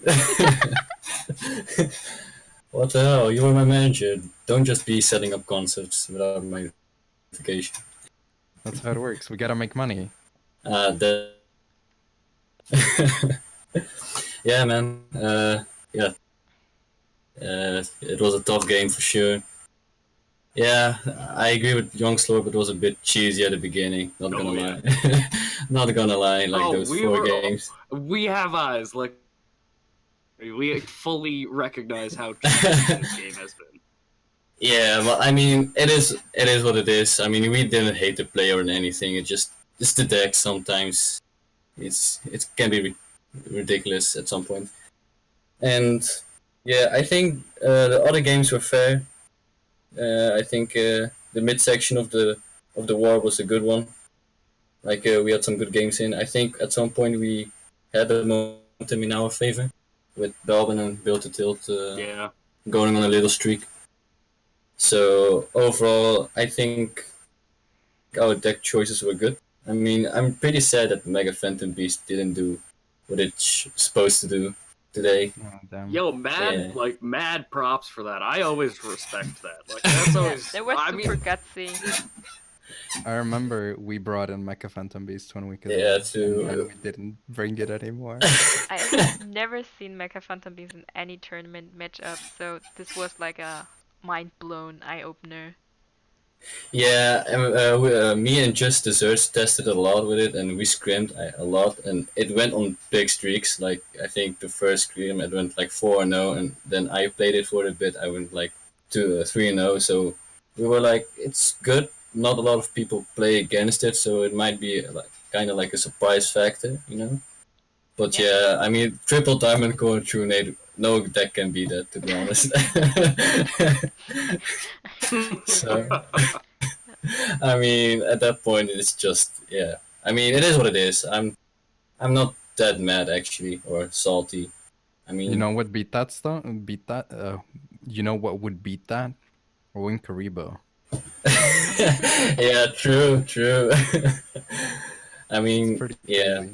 Crazy. That is true. And Office lost when we sent DG with the busted data, and just at Canada, and then no follow up for him. Yeah, it was a tough loss for sure. But you guys I'm did actually a good curious. job. Yeah. Yeah. I'm actually curious if either of the teams did you consider bringing its chain reaction deck before it got patched and deemed as not intended, I guess, kind of, or not? I mean, we were early in the week, contemplating on bringing in chain reaction, but most of my team preferred Parasite either way, just because it just got so many decks. It just basically the opponent skipping their draw phase, making room for Lava Golem. It also helps against DNA, and chain reaction is good. For missing the timing back before the update. But yeah, I don't, I didn't see any use bringing chain reaction. I felt like it was a skill not working as it intended. So yeah, we preferred Parasite at that point. And then we saw that it got patched, so it was a win-win for us. Yeah. Yeah. But I also think that the deck played with Weevil with the Justice Bringer was really interesting to see because how effective it was actually as a counter. Yeah, exactly. It helped a lot against the Koaki game. Yep. So yeah, just getting that chip damage against Maximus, it was good.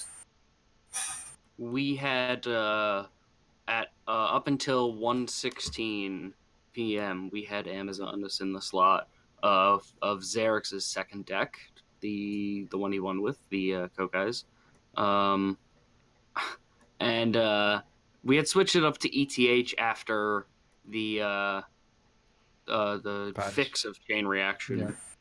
and with the Amazons we had a similar build with Justice Bringer, and we even had a sneaky little armored bee in there. Oh my god, But yes. and as much as we hate doing it, we hate switching up in the last second, hell, even in the last day, because we like to prep pretty early. We switched it at 1:16 this afternoon, and it ended up winning. Then yeah, I mean, if you kept that the Amazonas deck, like our deck was ancient gear, so it would have been a bad matchup. So Well, that's yeah. debatable. The setup early and there's no galaxies, then Yeah, true. it can That's kind of true. work. It's Yeah, an AG can It, work. yeah, yeah, true. exactly. It depends on Well, the so build. can Amazoness as well, though. But you know, Yeah. I mean, it would have been more favorable than Koki, to say the least. yeah, yeah, that's Xerx had actually busted out his old Season 3 Princess APK, so we were real prepared. Oh yeah, you guys need to slide me that APK for Yeah, next the week. Diamond Core APK, 3 APK plus 1 Yeah. grenade. Yeah, sure, man. Saturday God, he built it himself, actually. Oh, is there a You patent gotta- on it? you gotta hit him up. He's selling it for like $30 or feet pics. I mean, I'm the sugar daddy, so it doesn't matter for me. You can do both. You can ask Big Daddy, she's in the chat. I mean- Maybe she will I mean, sponsor you guys. I can buy Saturday God. Are you already Yeah, trading players? Okay, I see. PM. It's going to be FIFA right now. Everybody buying everybody. Yeah, NBA shit. Yeah. No, man, all good games, man.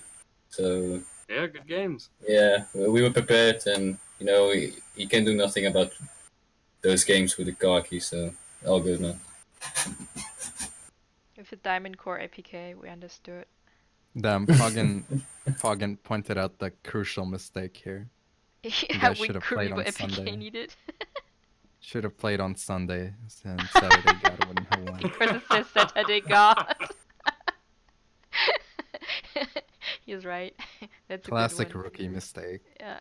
Yeah, I mean, it was our first day on Saturday, so I guess he got a point, so. Yeah, well, his name is Saturday God, so you should have known it. Yeah, that's Oh. true. Alright. So, is there anything you want to say to the people in the chat? Or shout out? Don't call them people. Come on. How should Um, audience, your beloved yeah, I mean, fans, your I mean, brothers. shout out. Let me do my shout out. Yeah. Stop cutting him off. Yeah, you keep cutting me off. Nah, shout out to my team, of course. I mean, we prepared good, guys. It is what it is, and we just need to come back next week. Yes, and yeah, shout out to Exxons for a good game. Aw. I'm giving a shout. I mean, I already shouted out your boy Who, but I also want to give a shout out to the man who just won this game, Xerix. He also just won Team Wars Player of the Month. Ooh, Oh, nice, nice, MVP. Hell yeah! nice. Okay, Yeah, Zark's a clapper. That's for sure. come on. Each and every one of you guys in Team Wars are clappers.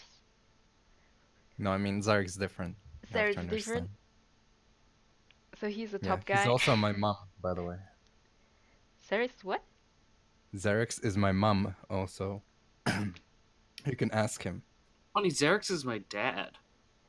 Oh, damn. Oh, so What he's the? like you both, mom and dad at the same time. Did you I not think have children? Me and Slurp are gonna have a long talk afterward. I will trade I you. Brother? I'll trade you Saturday God for parental rights of Xerix. What the? This is so Just like- wrong.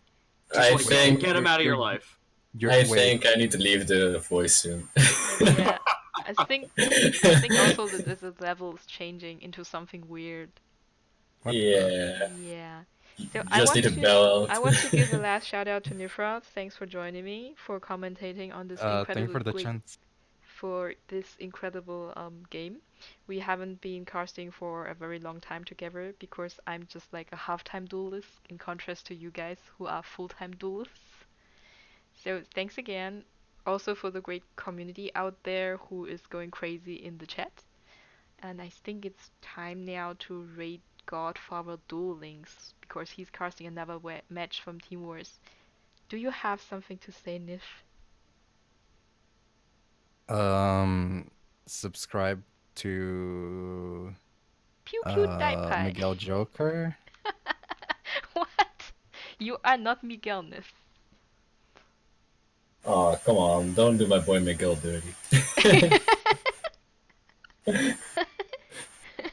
I thought I thought everyone is gay for Nif. What? No. I'm a girl, first of all. Oh yes, I Just forgot. like Hideki says. Oh, I forgot. Yeah. Yes, I forgot. Yeah, exactly. I forgot. You are like yeah. You are like the alter ego of PDS. And since he is a girl, you are a girl too. I forgot that. Very important. I mean, I would have done a concert if we would have won, but I guess Exantis did us a disservice, so that's what it is. Damn. I'm The pretty Yeah. sure. stocks are plummeting now. I'm pretty Yeah, sure. man. Your stocks are plummeting. We need to step up next week, Nif. I'm pretty sure if the girls want you to We're gonna sing. lend you guys Stevie. Yeah, I'm pretty sure if I- the girls really want you to sing, they will make you sing no matter what.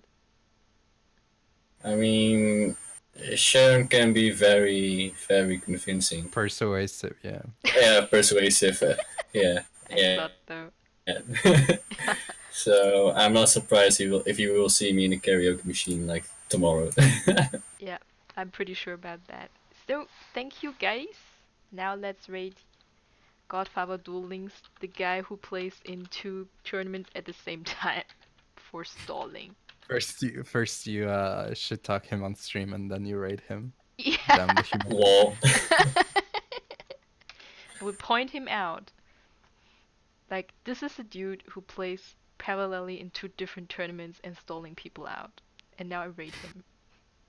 So, thank you Sounds guys good. again. Thanks Nerf, thanks Hidek Bro, and see you next time. See you, Ai Chan. See ya. Bye. Yeah, thank you again for the chance, by the way. I kind of joined a bit late, but it was fun. No, it And was thank you for the interview as well.